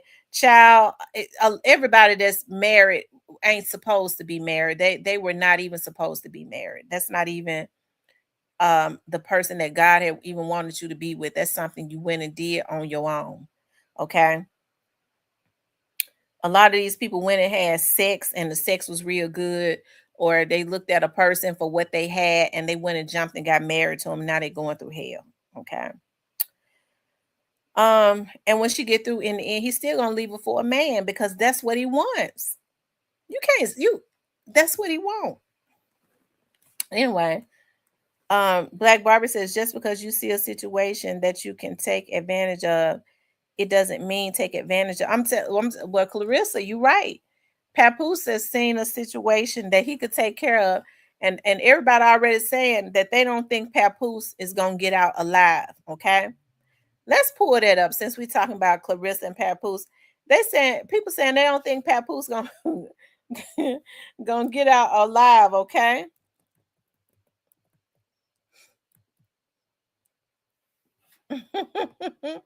They don't think he gonna make it out alive.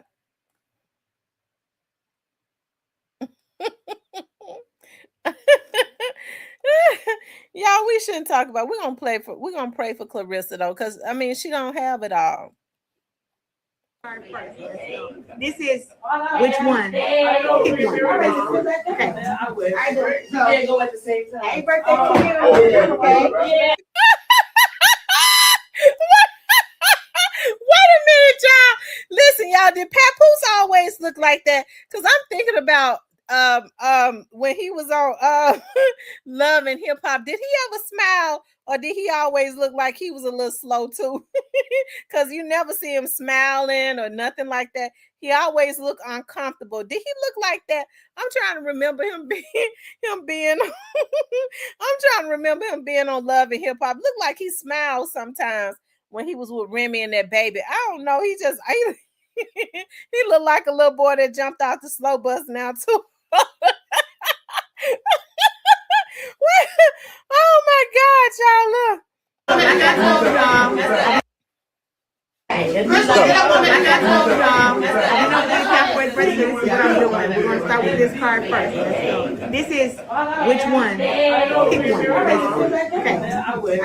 Yeah, go at the same time. Happy birthday to you. Okay. Yeah. Okay, they're special. Everybody. Yeah. Okay. Which one? Okay. Go to the raised one. Gotta show her what he missed out on.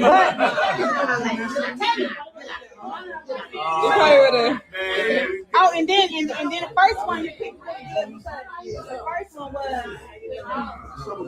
right.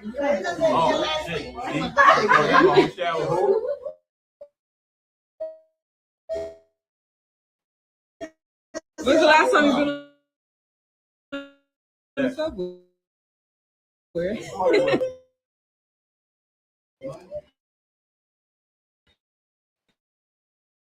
This one gonna be good. Don't tell him nothing, Mandy. Now look, she about to give him a whole lot of money for his birthday. Look, you said he perked up when she said his money. Y'all notice he perked up. And you notice her family don't even seem to be looking at him because on Tasha K, her family has been writing into Tasha K to talk about how they feel like that he is using her, but they dare not say anything because she probably taking care of them and they don't want to be totally cut off or whatever. But you see how he perked up, he started laughing and smiling in. Man, come on. You said buy the toe. $1,000, but how you say buy the toe and then $2,000? That's crazy. You got to go right. It's getting better. You get cute. Keep watching this one too.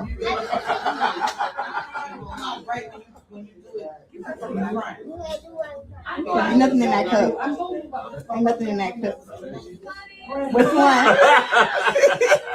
Which one?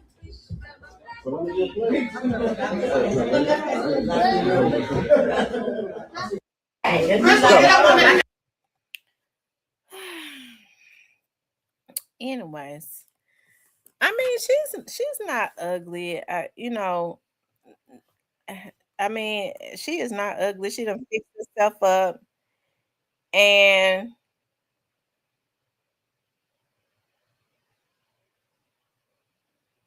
yeah, I think about what is she 32 and he 48.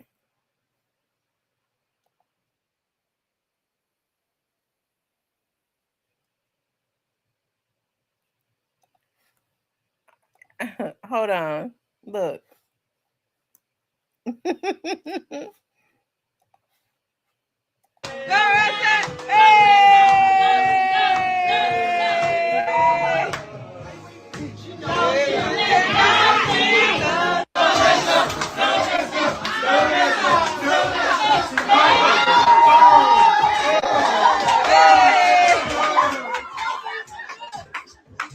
Love it. Look at, you already know what I'm gonna say. Look at this love, man. Stop playing with them, man. They having a great time. Papoose birthday, man. Dancing with the family. Ain't that like a house party for a birthday? Taking it back to the roots, man. That real love too. He getting love from, obviously, from what I see. I ain't gonna lie. I don't know nobody personally, but from what I see, look like Papoose like a stand-up guy because he got people that's been around him for a long time. Just to be honest, like that's real. That's real, man. Shout out to him, man, for staying true. Hey, this.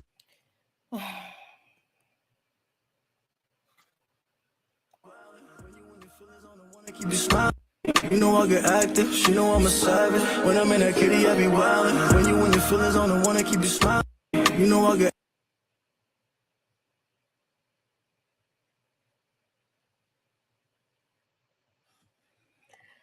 Well, she showed him a good time for his birthday. You know,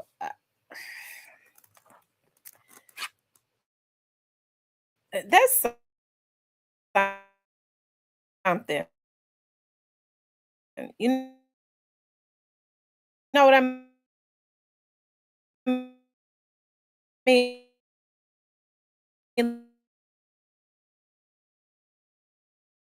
Like,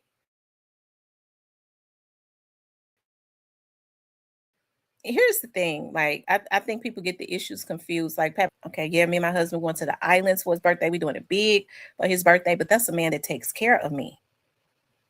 Okay, that's my husband.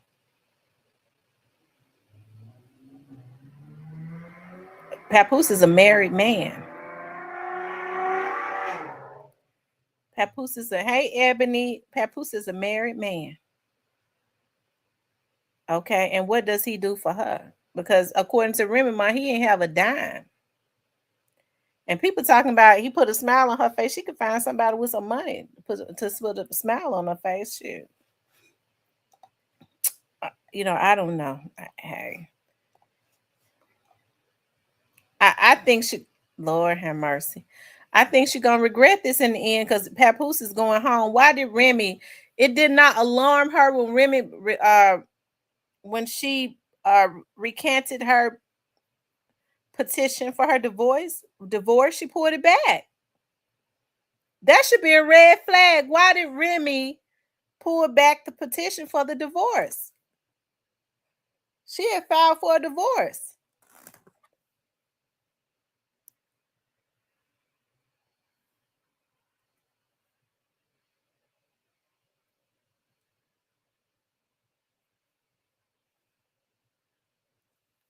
She said that's our Flinter. She looked genuinely happy with Tony Rich. What happened between her and Tony Rich?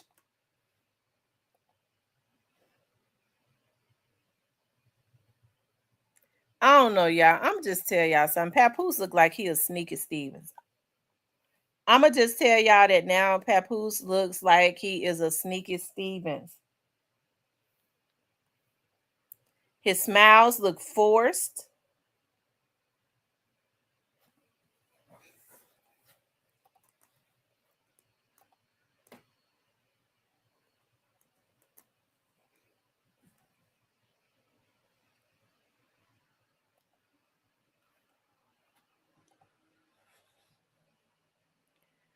I mean, she looked good. She upgraded herself. I thought Clarissa was from New York. He says, hell, his wife broke too. That's why he with Clarissa. That's exactly what Tasha K said. That he went and spent for Christmas. He spent Christmas with Remy Ma and said, but they always say it's the kids, right? Spent the whole Christmas with Remy Ma, and they was caught shopping. He was out shopping only with Remy Ma, shopping for Remy Ma Christmas gifts and stuff on Christmas, or was it on Valentine's Day? So I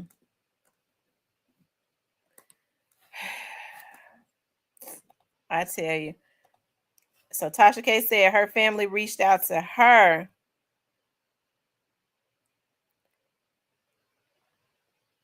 because they feel like she's getting played.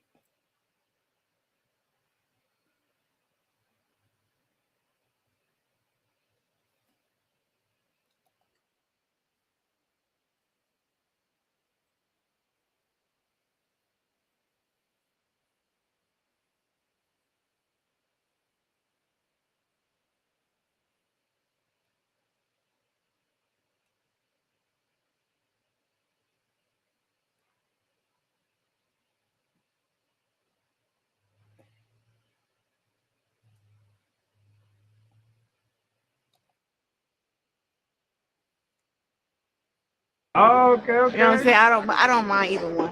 Is he gonna box? Is he gonna box you? Okay. I'm having a baby. Do you prefer like a girl, a boy? I mean, I know obviously healthy baby, but do you have any like? Pat want a boy, so I want a boy. Oh, okay. You know what I'm saying? I don't mind either one. Is he gonna box? Is he gonna box you, son? My son probably gonna rap him box. He gonna do both. Little dude gonna have a hand problem for sure, like his daddy. No, that's awesome. But no, I think I've already decided at the age of 30 I wanted to start my family. So I'll be 31. It's a year late, but it's fine. I just want to get my 2 or 3 fights out the way, and then I want to start my family. And then after that, I can get back in shape and fight some more, and probably come back lower. You know what I'm saying? Why is she talking about starting a family with a married man? The man is married. And it's not like she don't know it. She knows that he's married. So she's only 30 years old. She's about to be 31. Papoose is 48. He's 18 years older than she is. Okay. He's 18 years older than she is. That's something, y'all. Lord Jesus. Says Remy coming up though, and Papoose giving her the money to put into. I bet you Papoose is secretly giving Remy the money. Why all of a sudden Remy getting a Remy network? Is Papoose secretly giving her Clarissa's money to put into that network? Don't Clarissa know that if something happened to Papoose today, Remy gets everything because she is the wife? Okay, because she's still I mean, she's really like the side chick at this point. If Papoose is serious about her, why isn't he divorcing his wife? Okay. Black Barber says they better look out for the knockout punch. And I hope you record it because you do not play with someone that is I'm telling you. He says she sounds slow. Cypress says she don't care. He putting it down on her. It's a whole lot of men that'll put it down on her and they actually got something to offer. The put down be even better when the man got something to offer. Okay. It'd be even better.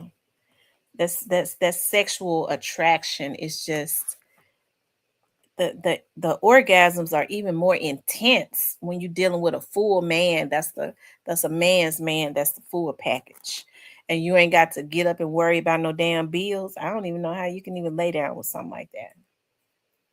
You have to get them away from around you. Okay. It ain't nothing like a man that makes things happen. He says this is a real life thin line between love and hate movie. Cypress says Clarissa doesn't care about Remy getting everything. Hell, she rich. Yeah, but I mean, if he dies, she can't even attend the funeral. Because if I was Remy, even though she's not with him, I would do a power move too. I'm married to a man, and first of all, I would divorce him. But let's just say I'm married to a man. We break up, and he goes and he gets a girlfriend, and before the divorce is final, something happens to him.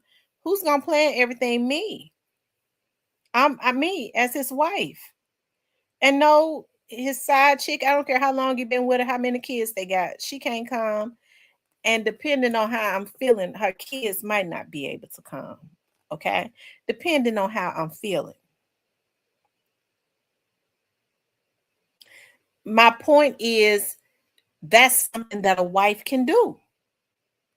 So why are you pouring all of your good oil and time and and and and feelings and love? It's like into a empty basket, a basket with a hole in it.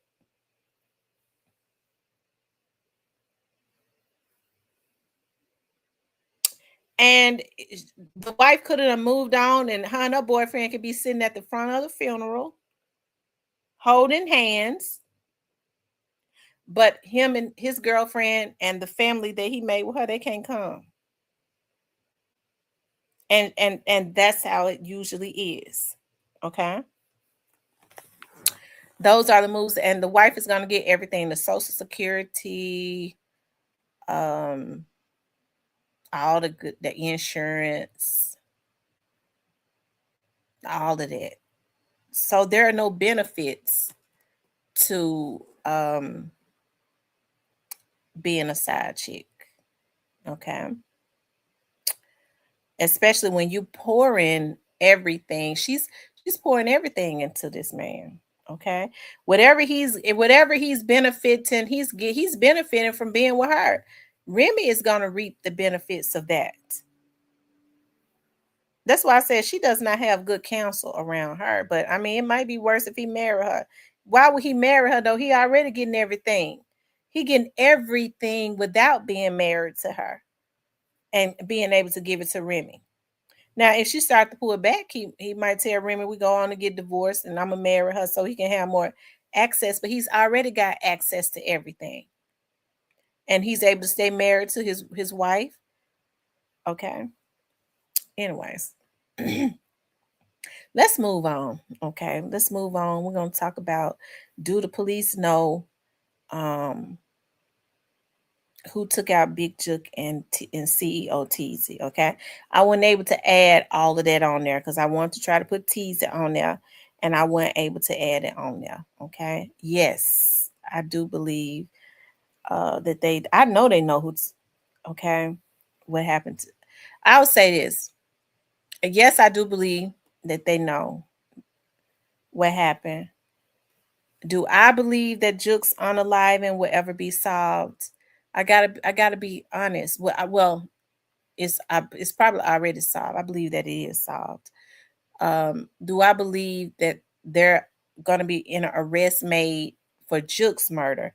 No, I don't believe that. I don't believe it. And I hate to say that, but I don't believe it. I just don't believe it. Um, I hate to say that. I just don't. Um I was having a conversation with somebody. I don't believe they're going to. It's sad to say, but I don't believe it. Um, do I believe they know? Yeah, I think they know where it came from. I think they knew from the start where it came from. Um, now teasies is a different thing. Teasies is different. Um, I believe that they knew that they dropped the ball on Teasy. Okay. I don't know why would Teasy even be over in that area considering what was going on. Why he would go over there, it had to have been someone that, because at that point Teasy was not really trusting anybody. So somebody that he trusted lured him over there. Teasy was living more so in Atlanta, from my understanding. I think we've talked about this before. Um, and I remember somebody saying to me who lured him back from Atlanta. Why he was over there, I don't. Who lured him over there? I don't know, but I think they know. Um, and I do believe that at some point something is going to shake with his unalive, and I do. I I believe that it has to happen. It just hasn't happened. Um, for I don't know, probably for, I don't want to say political reasons, but I really think they could they might want to cover their grounds as it relates to a lot of stuff, because they were supposed to, but Teasy was his own man. He was his own man. Um, he took himself over there. Why Teasy went over there, I don't know. Um, did they tell him to do it? It just, why they haven't made an arrest yet, and that I don't know. But I do believe at some point it will. But did they tell him to go over there and try and get some information or something? I don't know. But I do believe something will transpire with that. Teasies, Jeremiah Taylor, and Howard Barnett. I'm sure about those ones are going to be solved at some point. Big Jook, I don't think so. And I hate to say that, because you think about it with Big Jook's situation. Now, it's a lot of things that they know. There were cameras out there, there are lights and stuff out there. Um, the camera lights, they, you know, um, there was another person out there, okay, that saw everything.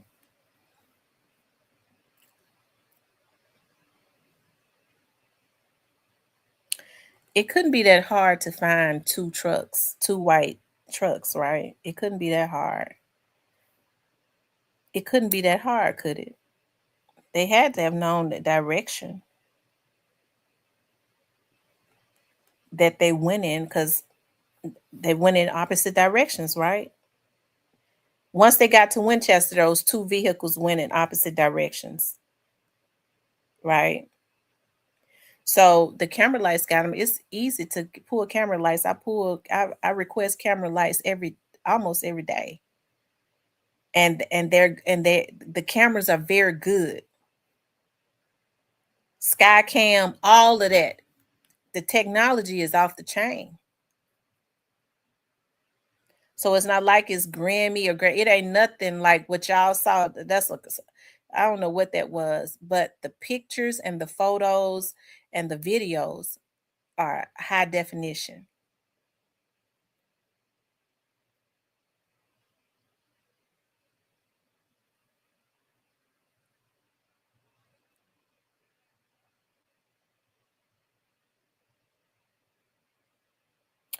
Okay.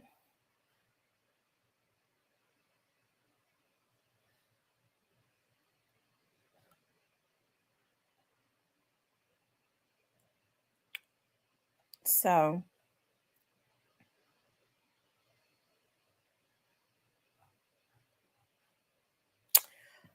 um it says Remy ain't shit either. She said Remy ain't shit either. Because if she was, she wouldn't be a part of his BS. But he is the route. But he is the route to the problem. But her hand is real heavy in it. Remy is not shit either. Yeah, I think because Clarissa, I think Remy wanted to prove to Clarissa that I can get him back. I don't think Remy wanted him back until he started getting some motion with Clarissa. And so that's why women have to be very careful because these women help to bring these men up and then they give them their ass to kiss. It just ain't good. It's not good to bring these men up. They need to already be up. Let them figure it out. And once they get up, let them come. If they want you, they'll come back and they'll come back for you. I don't know where these folks get it from that a man is supposed to get with a woman that can help him to come up. He ain't even supposed to be trying to be with no woman until he get his damn self right. And these women need to stop taking on these problems and they already struggling. They got their life and their own damn kids to deal with. Why in the hell they feel like I'm a down ass woman? I brought him up, and when he get up on his feet, he gonna look back. He gonna look back to tell you to kiss my ass. Okay, that's what he gonna look back to tell you to do. Kiss my ass. Okay, and these women act like they don't get that. Most men want to get themselves together, and then he starts looking for a woman. Okay. That's how it is. Stop taking care of these damn men. You ain't no down ass chick if you take on a man. You a fool. You already robbing Peter to pay Paul. Why you gonna take on another mouth? And he comfortable with it. Let me tell you something. When men can't take care of their families, real men, it almost run them crazy. It'll run them crazy. If you got a Negro that's comfortable with sitting in your house and sitting up under you and ain't doing shit for you, he ain't for you.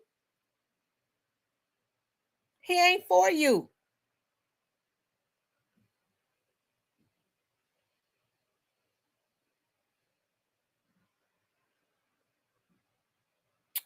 Okay.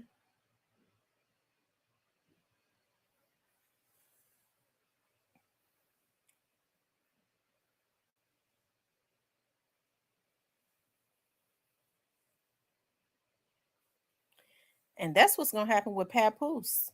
And he might live to talk about it. He might. You see, he already taken her to the gun range. He already helping her to find the target. And that's him. Front and center mass of the head. Okay. Because that's what they teach.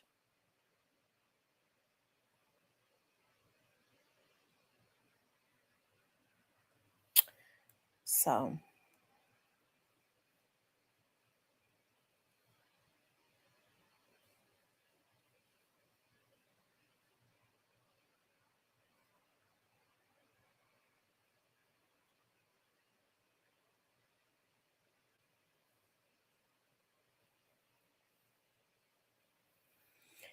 anyways,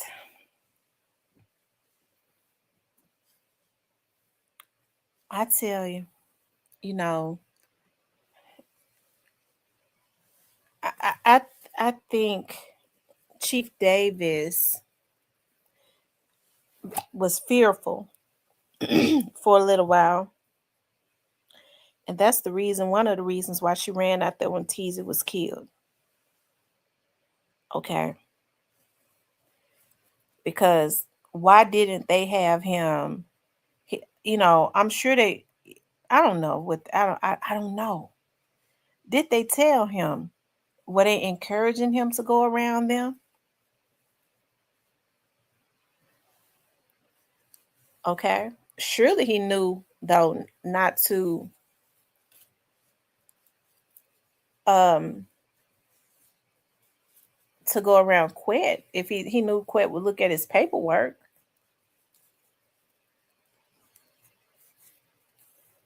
So it was some of those other ones that he trusted. It was some of those other ones that he trusted. And somebody said that they was chasing him. Somebody said that they was chasing him. Okay. Um, Black Barber says Pap love a dangerous female, period. One with or without a weapon. One has the glove and the other one done time for pow pow. Yeah, the other one did time for pow pow. Everybody's talking about Papoose was such a good man because he stood by Remy all those years he was in jail. Women still fall for anything because, I know Papoose did not develop bluebells or whatever you call it while Remy was in jail. What is it called? Bluebells that the men get? I know he didn't. He was releasing somewhere. Now Remy was in jail all the time, and y'all think Papoose wasn't getting him none. Okay. Um, and this is a man that's supposed to be the provider, and if he is not established as to the level that I am, I can't have absolutely, absolutely. The yoke, and and believe it, there's so many men out there that will work hard. They will work hard to provide. They will. But instead, what men are doing, targeting women that's got a lot going for themselves, hoping that they can ride their coattail. Unfortunately, a lot of women are allowing it. That's very unfortunate.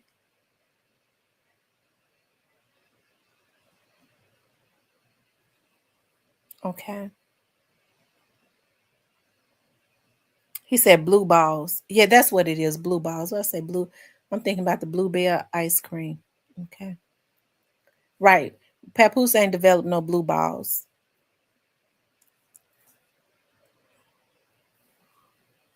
Y'all hit that like button for me. Make sure you guys like, share, and subscribe.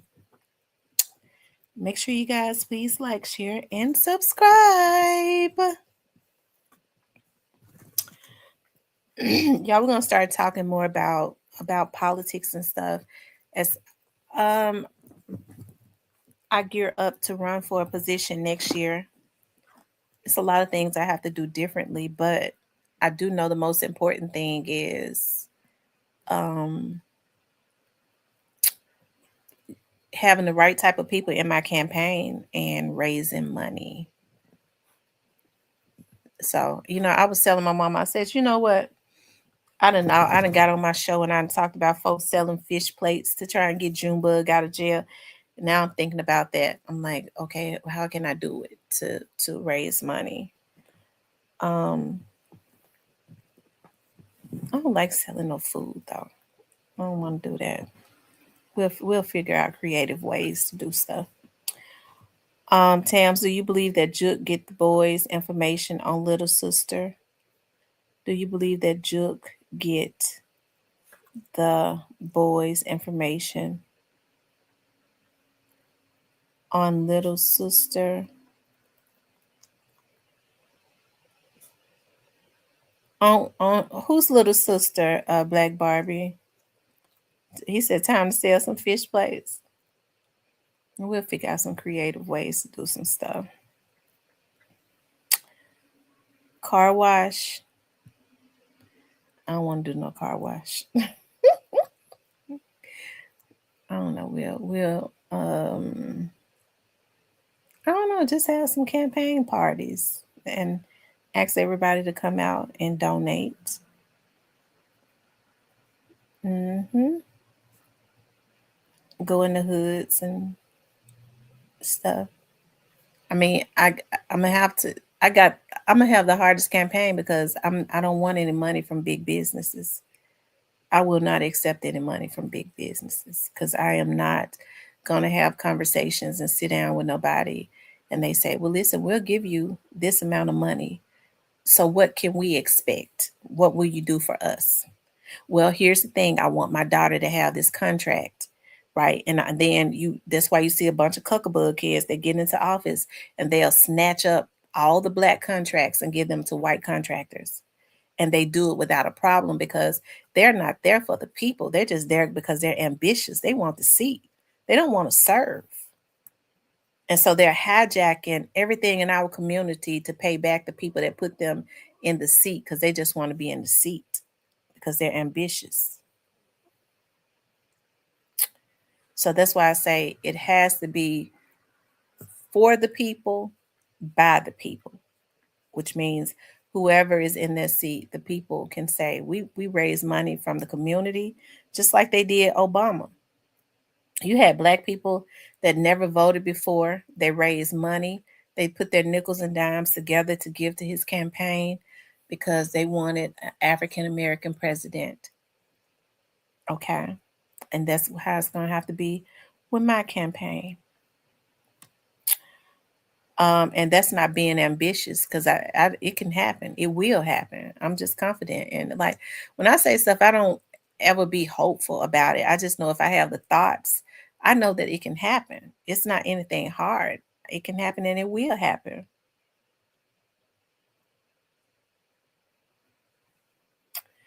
That's a good idea, the truth. You're right. I could start charging for ads and all of that. That's something I plan to do anyways. That's something I plan to start doing. So when they did this stuff with the school board, I was like, oh my God. And so I started calling some of the other people that had agreed to, that was going to donate, some of the good church folks. And I was like, don't worry about it. Don't even worry about it. It's a lot of stuff going on with the school board. And but I definitely had a lot of great ideas, something that I had planned on advocating for. I still want to do it. And so maybe God just wants me in another position. And it's a lot of great ideas that I had. I know now that the kids are not learning a lot of what we learned. They've stripped them of all of the programs. Do they even allow children to bring their books home? All the money that the school board, like all the budget that they're over, kids can't bring books home. They're not implementing more stuff. They're sitting up talking about let's get those kids those computers. Hell, lady, what you need to be trying to we got a literacy problem. See, it sounds good, but what they're covering up is how they're failing the children. A lot of these kids can't even read. Okay. We need to deal with that, but everybody is covering, they want to cover up everything to try to make it look good so that they can mislead and fool the people like they've been doing. Like they took all of the technical schools away. And they did that to handicap the black children. That's definitely something. Now, these school board members be looking at my shit because they saw that I was going to run. They looks at their competition. And the people that's really got ideas and that's not bought out, they watch us so they can get their ragged asses on TV and say, well, we're thinking about bringing back technical schools. You ain't thought about nothing. What you want to do is you want to fool the people, and you look at the ideas of the people that was really going to get into office and do that. So they do that to strip black boys and black girls of being able to be crafty with their hands. When I was in school, they had auto mechanic, and they did that at junior high school. When I was in junior high school, we would be around there and shop, taking wood and making wood and carving wood and stuff and making stuff. People make money doing stuff like that, knowing how to make stuff out of wood, chairs and stuff like that. And the boys would be around there, auto mechanic. They was teaching them how to fix cars. What they do, they strip our kids of that, so that when they get out of school, they graduate, they don't have no skills. It's not meant for every child to go to college. So you get out and you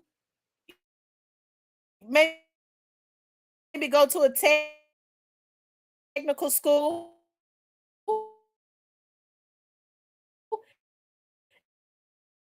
and then you start your business. Black boys and girls will start in businesses. They come up out of these communities, but they have to pay back the people that paid to put them into office. What good is it for a man to gain the whole world and lose his soul? What good is it to take money from power brokers and then get your black ass in office and can't do a damn thing? Okay. But I think the issue with our community is that we feel like that we are powerless. They do to us in the United States, as it relates to the black vote, what they do to the Africans. That's exactly what they do. When we look at Africa, they keep the Africans sick. They make them feel like that they're helpless. They keep them broke, busted, and disgusted. They put all types of diseases over there. You know why?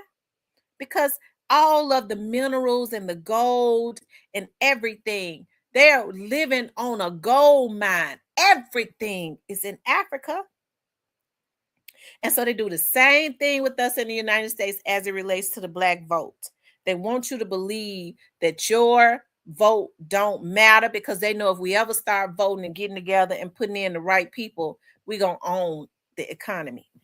Okay. They don't want us to, they want you to say, well, I leave the politics to the politicians, because they know whoever controls the politics controls the money. Okay. And they don't ever want us to control the money or watch that money flow. We don't know what these politicians do with the money that come in. We don't even know how much money comes in. And so that's something that has to change. Okay. See, it wasn't time. And I'm not mad about it, because God is constantly doing things. And I've just been in prayer about stuff. Um, because oftentimes when God starts, want to elevate you, you have opposition. And people have to be very, very careful about when they try to oppose or come up against, for whatever their reasons are, a chosen person. They bring unnecessary trauma in their lives, right? They won't allow that jealousy. Look at what they did to young dog. Look at all these people. They've been all the trauma that they've had in their lives because of what they did to him. You in your own lane, you don't have to worry about what nobody else is getting. Because here's the thing for me, I don't get mad about what nobody gets. You know why? Because I know it ain't for me. Whatever is for me, I'm going to have. A devil in hell can't stop it. It's mine. Okay? It's mine. So I don't get mad if with that school board stuff, I was going to run. But guess what? They did that and God allowed it to happen because it wasn't time. That's how I look at it. I ain't fret about it. I ain't cuss. I ain't fuss. It just wasn't time. And then look at all the stuff that's going on, the state stepping in, all of the corruption and all of that. God didn't want me involved in that right now. And that's how I look at things in life now.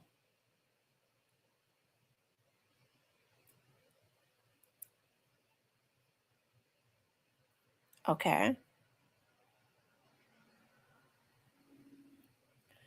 Y'all make sure y'all hit that like button, okay? Make sure you all hit the like button for me. But we're gonna start raising money and stuff. And there's a position that I am going to run for. I'm preparing myself for it. I'm doing the research on it. Um, and all of that. The research on what the person that's in just doing a lot of research. And then what we're going to do is we're going to revive our community. That's what we're going to do. We're going to revive our community because, as I've said for so many years, our community is in a state of emergency, and it hurts me so bad. It hurts me. Everybody take advantage of the Black people. They take advantage of what we don't know. And what's so hurtful to me is that we get representatives from out of our community to get into office and do even worse than the oppressor have done because they're so ambitious. They get into it. Ain't nothing like a scary person, a scary Negro. It's really sad. My dad used to always say, I put a lot of money behind you, girl. Because see, I've always been very passionate. I've always been very passionate and I'm not afraid to speak up. I just learned when to speak up and when not to. I just learned when the time is right. Because I used to jump out there.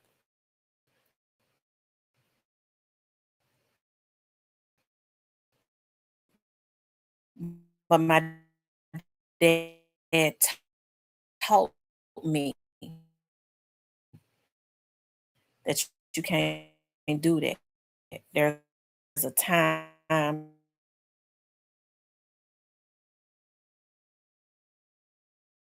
not say nothing. And that's what's happening with a lot of Black people. First of all, they so ignorant. They don't even know how to. They go and do all types of crazy stuff, and they let them keep them out of the rooms. But then when they get in the room, they want to take pictures. God put me before kings and queens. They sit at the table and they ain't said nothing. They just want to be able to take pictures and get on social media. When you sat at the table, did you speak up for your people? Did you vocalize how your community is hurting? Did you let the ideas be known of what needs to happen? Did you?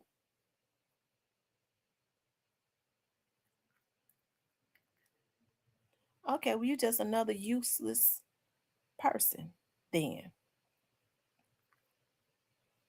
And you serve our community no purpose. Sometimes you just have to let it be. You serve our community no purpose. You're a nice person, but you need to have a seat. Okay, sit down somewhere.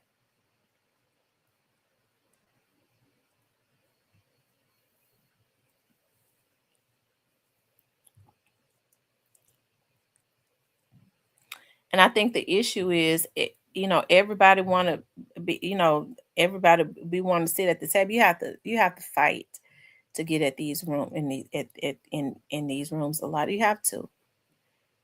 Okay, it takes hard work to be able to lead. It takes hard work. And it ain't about leading, it's about teaching everybody that they are a leader. I think that's why a lot of our leaders are worn out. I think that's the disconnect in our community. Everybody go, well, I'm a leader, I'm a lead next. No, what we need to be doing is raising up leaders, and everybody needs to be on one accord, because having one leader is being worn they get worn down quickly.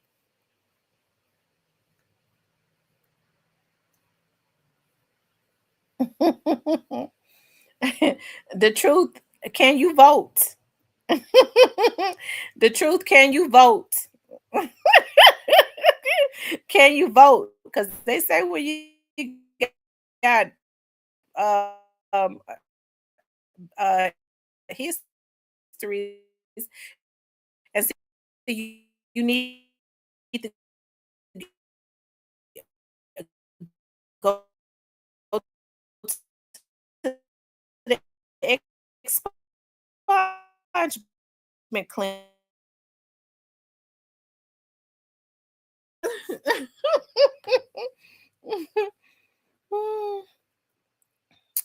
Y'all hit that like button for me. Hit that like button. Make sure you guys please like, share, and subscribe.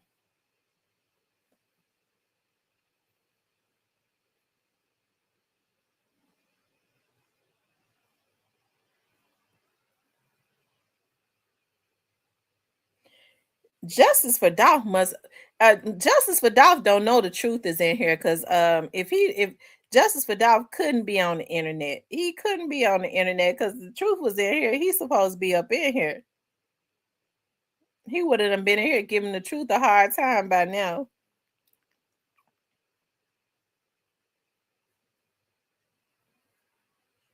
He gonna be mad that he missed the truth. Justice for Dolph gonna be mad. Yeah, how many likes do we have? He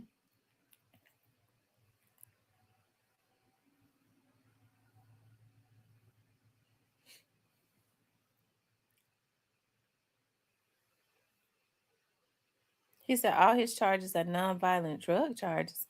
Are they misdemeanors or are they felonies?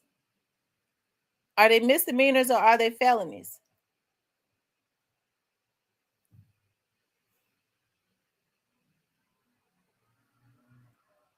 Because if they're misdemeanors, you can vote still.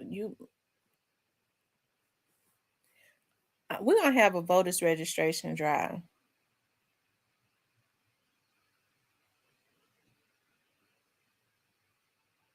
We're gonna have a voters registration drive.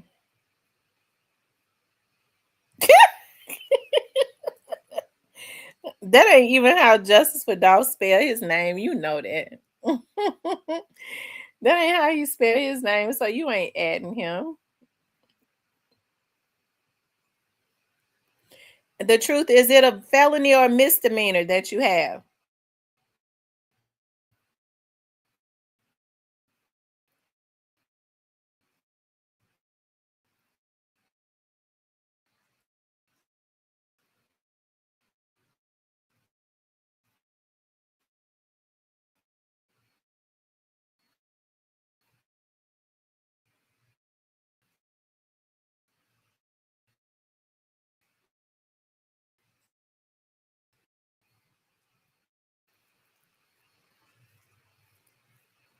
Well, why you didn't have it expunged from off of your background? How long have you had that felony on your background for?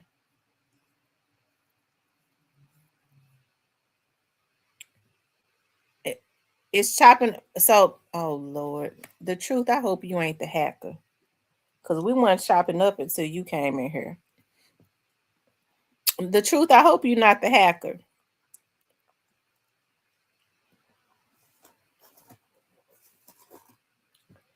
Y'all, I don't know what I'm gonna cook today. I think I'm gonna do salmon. It's hot enough to grill. I think I want to do salmon with with pineapples and mango and um I need some zucchini. Chopped zucchini, pineapples. That's the Korean rice. That's what I'm gonna do. It's gonna be spicy though. My food, I have all my food have a kick to it. I like spice, and I like that honey. I like that sweet and spicy salmon grilled. Chop up zucchini, chop up mango. Um, you can put some pineapple, cilantro, onions, maybe tomato. I'm not a tomato person. I can eat them. I'm a country girl. Like I get this from my mama. If I eat tomato, I like to eat it whole because my grandma used to grow tomatoes in her garden. And so we would go and get tomatoes at the garden, and then we would clean them real good and cut them in half and take some vinegar and salt and put it in a bowl and dip the tomato in it. So I eat tomato with vinegar and, and salt, but I can't eat it on no sandwich. I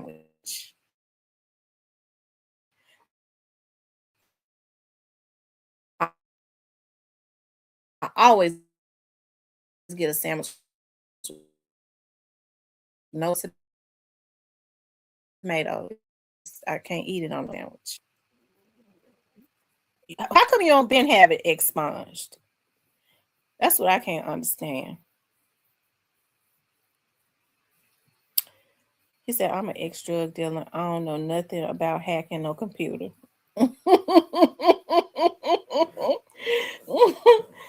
Oh my God.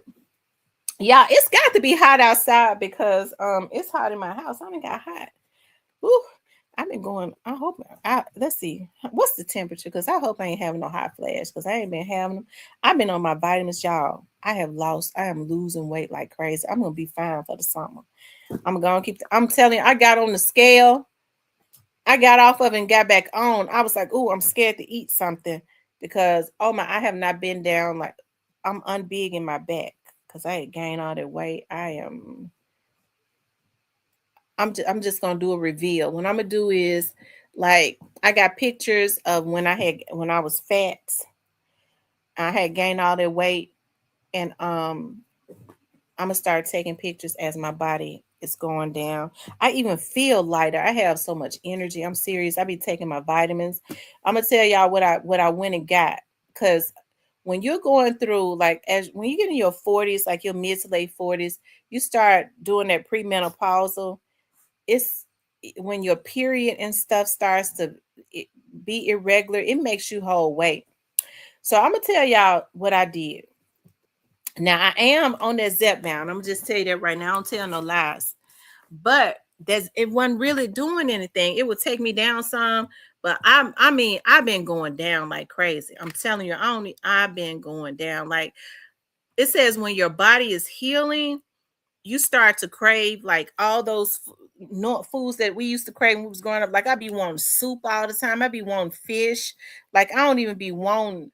Like I stopped when I was in Whitehaven last week, like Friday, I believe. I went to take my mama. I like to buy coffee mugs, and I was looking at some coffee mugs, and I went and took my mama some, and I bought her some mugs, and I stopped at the Jack Purtle right there. Anybody that knows about Whitehaven, y'all know that Jack Purtle right there in Whitehaven. And because I was like, well, I can get me some gizzards and some liver with gravy and fries and stuff. Right. Listen, I could not eat the gizzards or the liver. Like it just with all that flour and stuff on it, I couldn't do it. Now I was able to take the fries and dip it in the gravy and eat a few of them, but I couldn't eat no more. But um but then I've been craving like homemade soup, fish, like just my cooking like light stuff. That's what I've been craving. And like all that juice, I like to buy that zero Minute Maid juice. All I be wanting is water. And y'all know I was a coffee fanatic. Don't y'all know? I don't even crave coffee. I drink coffee when I want it, when I'm on here and I'm sleepy and I be wanting to stay up, but I don't even really crave coffee anymore. It was those lattes that was really killing me. It was keeping my back big because I was stopping at that what's that place on Union? Um, and I had to have me a honey bun latte. What was it? What is it called? They just started popping up. I forget what it's called. I could see it, but I can't think of the name. I drive right by it. I don't want it. I be wanting some water. So what I do is I like to go into Marshall's and Burlington and all those places. I like to get the 2 liters, and I like to get that good water because it be on sale. I go into Big Lots. I get the 2 liter water, and I keep that with me. And I be craving water all the time, and so it makes me use the restroom and stuff all the time. I take those Black Girl vitamins that what is that install or whatever. It helps to regulate my hormones when my body's not holding on to that water weight. I'm telling y'all. I am telling y'all. I want to take these braids out so bad, but I'm gonna start my kickboxing class back. I mean, I just feel good. It's like once you start feeling good and you start losing that weight, you're not eating all that bad stuff. I think mentally, but then it's springtime too. Start to perk up in the spring. We get ready to start having yoga on the river. I am so excited. I got so happy. I was like, oh my God, they're doing yoga on the river, y'all. I love doing yoga on the river. I would recommend anybody. I am inviting you all. Y'all, I scared my puppy when I did that. When I said, oh my God, he got scared. When I'm inviting you all to do yoga on the river. Yoga on the river is so therapeutic. It be men down there. Bring your mat. Bring your mat and get down there and stretch out. And you down there by the water and that fresh water off of the Mississippi River going.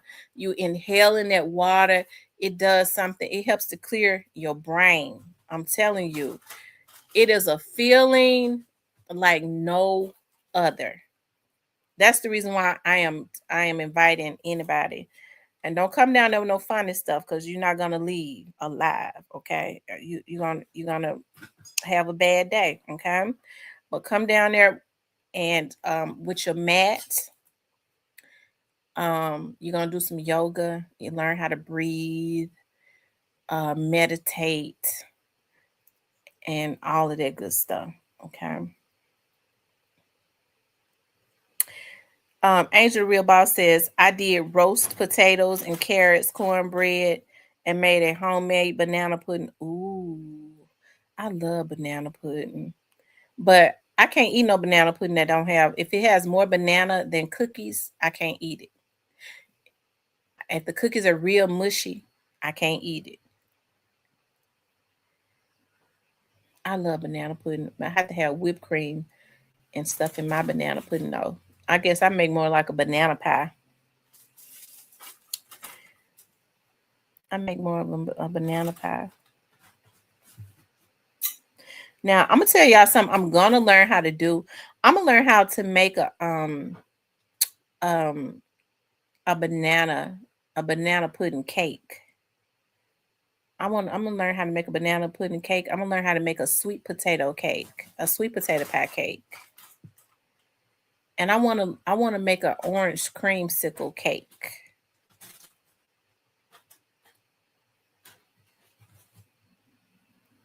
When I was a little girl, I used to love coconut cake. And when y'all know I believed in Santa Claus until I was about 11 or 12 years old, right? So what my mom and my grandma used to do, what the truth do, he ran off when I told him he was the hacker. That's see there. So, anyways, what my mom and my grandma used to do was they would make a coconut cake every Christmas, and then they would when I would get up, I would run in there. I would say, "Did Santa Claus?" And they was like, "Yeah, Santa Claus came." And I would say, "What color was he?" I was always fascinated. I was like, "What color was he?" My grandma and my mom would make up a story every time, every year. Like one year, they said he was white, and they was talking about how Rudolph was on the stairs in Clementine. And my grandma would give me all these stories talking about when Rudolph came. She said he sat there in that chair because my grandma had a chair in the living room. This was when we lived in Clementine. It's like he sat there for a little while and he had a piece of the cake. They would always cut a slice of the cake. And sometimes if it was two slices of the cake gone, they was like, they would make coconut cake and say, we can't cut the cake. Santa has to cut the cake. And then they my grandma said one time, she said, I said, what color was Santa Claus? She was like, no, he was a light-skinned guy this time. He was a tall, light-skinned guy. And he had two pieces of the cake. He sat here for a long time. He sat here so long, you just missed him. I would go, oh my God, I just like he left right before you woke up. We thought you was gonna wake up and catch him. I used to love those days. I did. I used to love those days.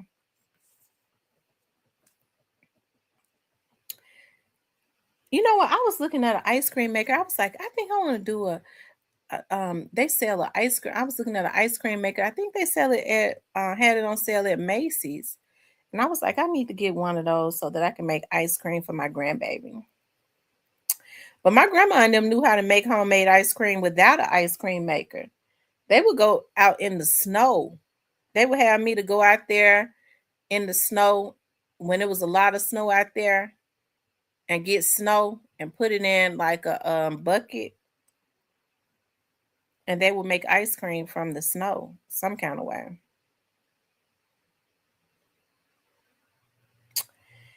Anyway, Shuan, yeah, it's better than buying. Yeah, it's easy to make. It's really easy to make now because all you need is like some heavy cream, some milk. I be looking at YouTube and I mean it's really easy to make. Put your own flavor in it. It's healthier too to just make your own ice cream.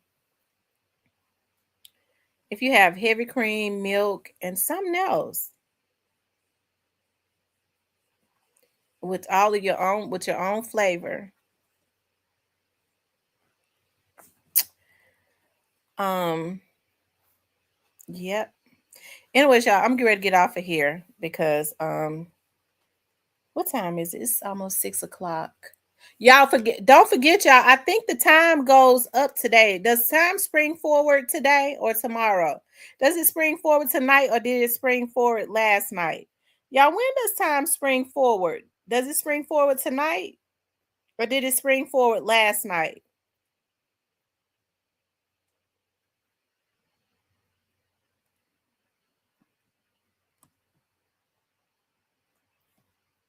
Oh, okay. No wonder. And the sign came up so quick.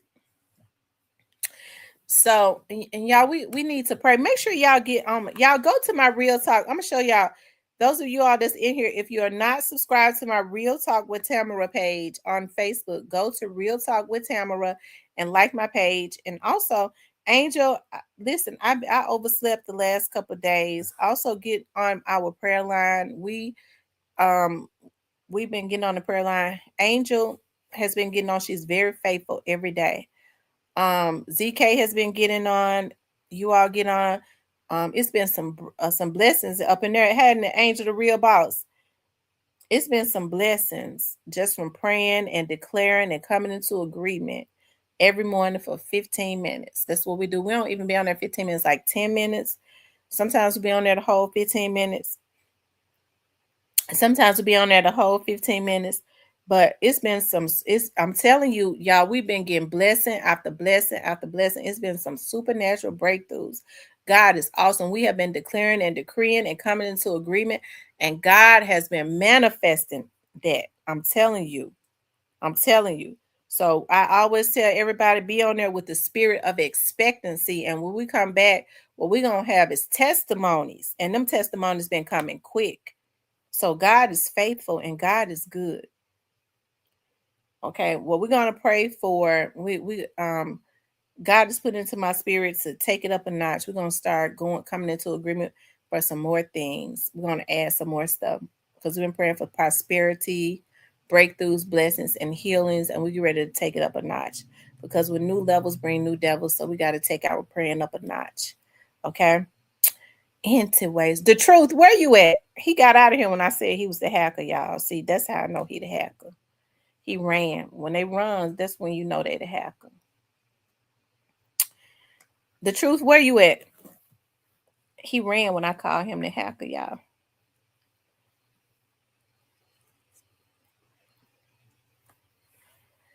Anyways, y'all. Yep, they need to come into our praying line. I'm telling you.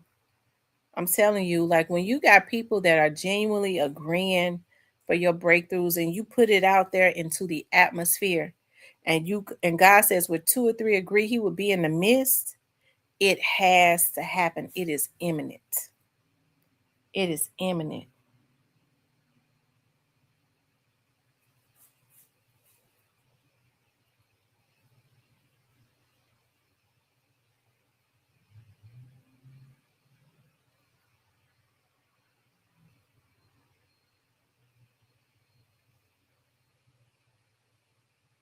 Mm-hmm.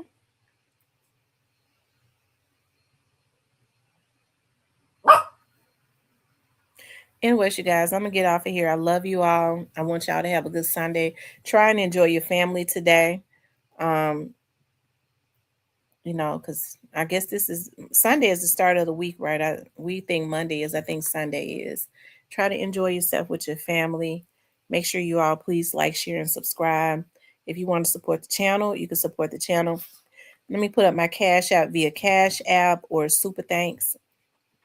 Make sure y'all go and subscribe to my Real Talk with Tamara like page on Facebook. I'm also on Instagram. I had a TikTok. I don't know what happened to it. I guess they hacked it and took it from me. I don't know, child. I can't find it no more. But I'm going to do another TikTok at some point. But listen, I love you all. Y'all have a good Sunday. I'll talk with you later.